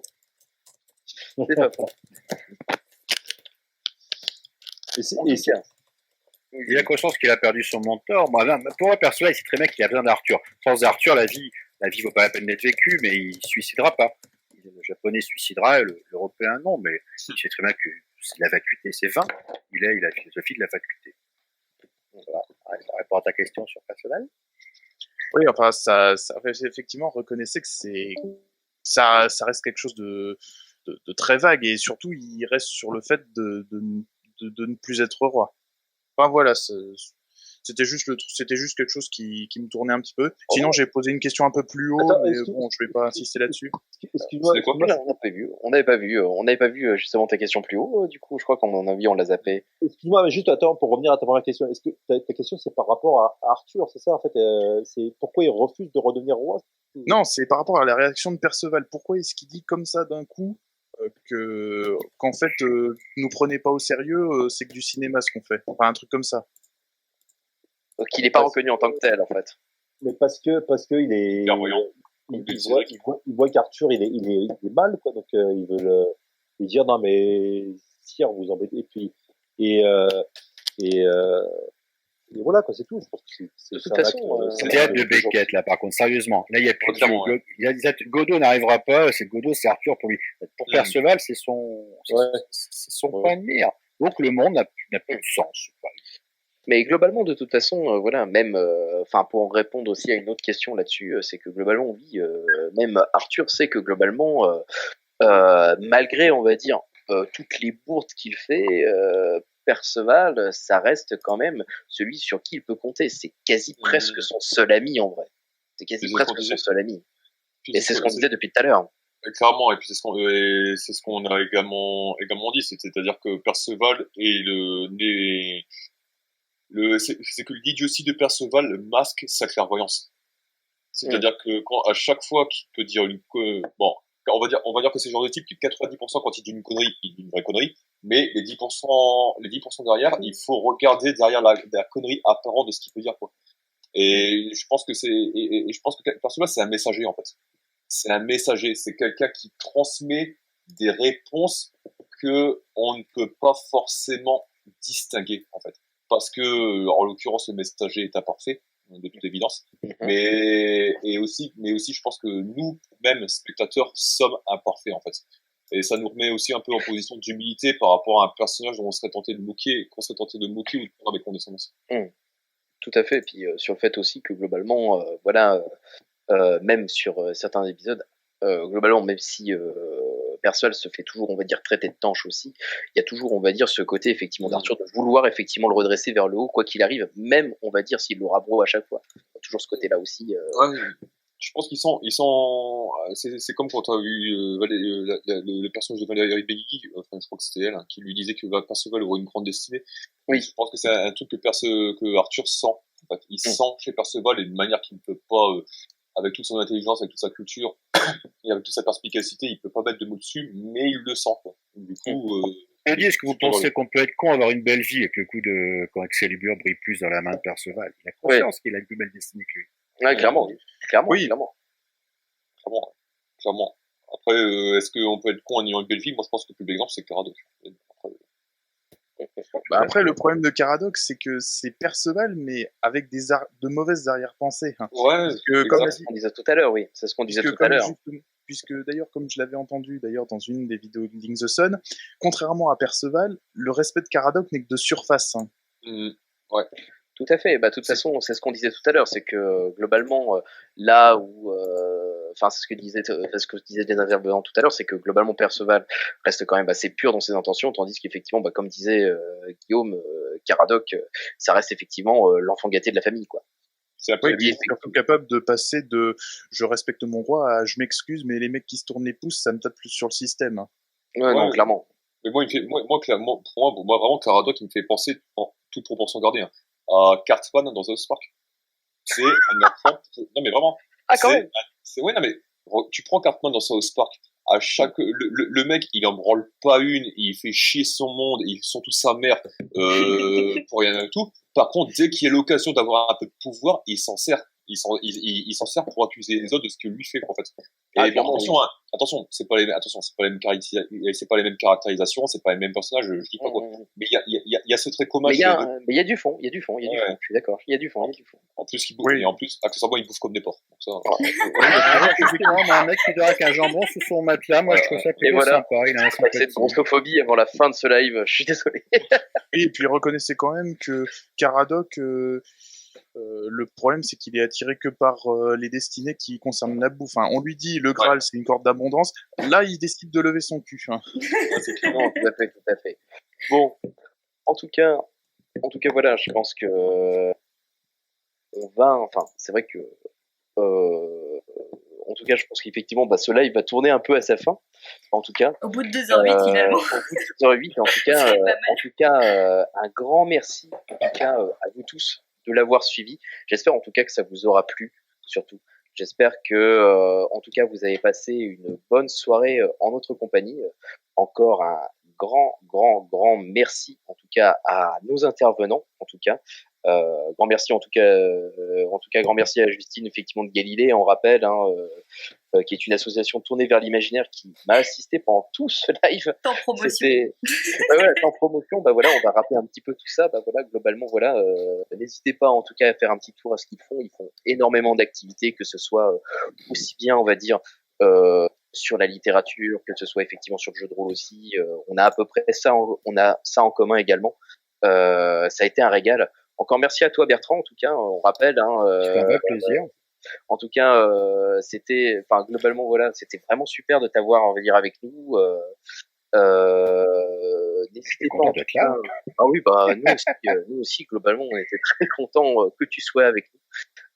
En tout cas, n'hésitez pas à vous pencher effectivement, que ce soit effectivement sur les livres de l'héritier du roi Arthur, qui va reparaître bientôt, en tout cas chez Livresse, mais également aussi sur la BD qu'il a effectivement, qu'il a scénarisé et mis, on va dire, et mis en image grâce au talent de Lou Ardent, qui est un dessinateur qui est bourré de talent, à Contresens Édition, qui est vraiment super. Franchement, c'est du très beau boulot. Encore merci en tout cas à Bertrand, à Guillaume en tout cas, de Popcorn Reborn. N'hésitez pas. C'est vous pour l'invite. De toute façon, voilà, on ne pouvait pas faire sans toi. On ne pouvait pas faire sans toi. C'est trop d'honneur que tu m'accordes. Voilà. Voilà. Quand on a une voix à la JLOL, on la tient, quoi, tu vois. Mais si tu veux, en tout cas, voilà. En tout cas, n'hésitez pas à aller voir aussi ce que fait Popcorn Reborn aussi, qui en tout cas vous font redécouvrir un petit peu toutes les pépites du cinéma qu'on aime, surtout, et qui sait, on va dire, qui sait vraiment grandement en parler et le mettre en scène aussi. Et checker sur Facebook, parce que en ce moment on programme nos programmations télévisuelles et vidéoludiques hebdomadaires, dont on en parle en long, en large, en travers pendant 50 minutes. C'est hyper sympa, c'est hyper bien monté, donc faites-vous plaisir, et puis allez regarder ça.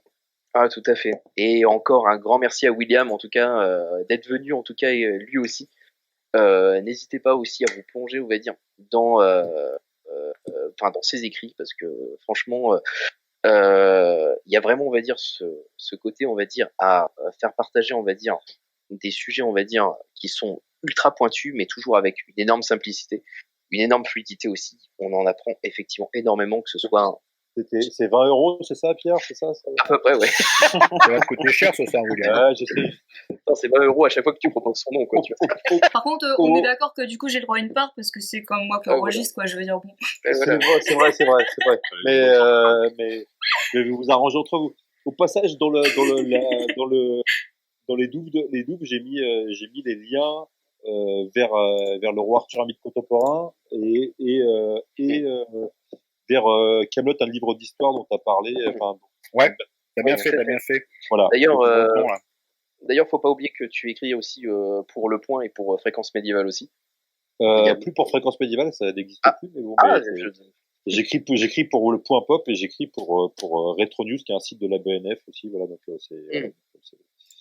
oui. Et voilà. Et Nota Bene aussi. Et Nota Bene surtout. Je pense que voilà. Il va y en avoir pas mal d'autres. On publie d'ailleurs, c'est un truc, ça a été décidé, on s'est décidé avec mon éditeur en 2 semaines à faire ça. On publie une traduction en février ou en mars d'un poème arthurien inédit du XIXe siècle, qui inédit en français, qui s'appelle La défense de Guenièvre, qui est le premier poème arthurien, le premier arthurien féministe, en fait. Voilà. Quel siècle? 19e, 1858, qui a été écrit par William Morris, qui est un poème magnifique. Qui est donc on le traduit en édition bilingue et donc. Pour ceux qui n'ont pas lu William Morris, ce n'est que chaudement recommandé. voilà, c'est une très belle langue. C'est voilà, c'est un peu le Victor Hugo anglais en plus radical. Voilà, donc je trouve. Ah, carrément. Voilà, donc voilà, ça sera voilà, donc et ça sera un petit bouquin pas cher, voilà, donc avec une intro que je suis en train d'écrire. Voilà. Bah, en tout cas, on a hâte de voir ça. En tout cas, En tout cas, bah, grand merci en tout cas à vous tous. C'était vraiment super. On a vraiment passé une super soirée avec vous tous. Carrément. Je veux me permettre avant tout de conclure sur cette. Non, tu Allez, fais quoi, non. Allez, salut. Tu demandes, on répond. Hein. On dirait, c'est en train de finir comme une réunion de la table ronde dans Camelot. Hein. Tout le monde s'engueule. Parce que reconnaissez qu'on a tous pu retenir une importante leçon de cette conférence. C'est quoi? Unisson, quarte et quinte et c'est marre. Tous les autres intervalles, c'est de la merde. Ah. Ok. Allez, sur Audacité. Ça sera vraiment le mot de la fin. C'est pas faux. Merci en tout cas, ça fait toujours du bien de faire une conférence, vu la situation, ça fait longtemps qu'on en a pas Tout à fait. Voilà, ça fait du bien. Ouais. Voilà, Ah non, sur ça. voilà. Bah, de toute façon, comme chez Astérix, ça fait en chanson. Hein, Ouais, enfin, celui qui chante, voilà, il est mal, quoi. Il a pas de sanglier. Moi, je peux avoir du sanglier. Moi. Celui qui chante, de toute façon, il est coupé au montage. En tout cas, encore un grand merci à tous. En tout cas, et je vous dis en tout cas à très vite, que ce soit effectivement à la librairie ou même effectivement sur ce serveur. En tout cas, un grand merci à tous et surtout une très bonne et heureuse soirée. Ouais. Bonne soirée à tout le monde. À Bonne bientôt, soirée. salut, bisous. À bientôt. Bisous.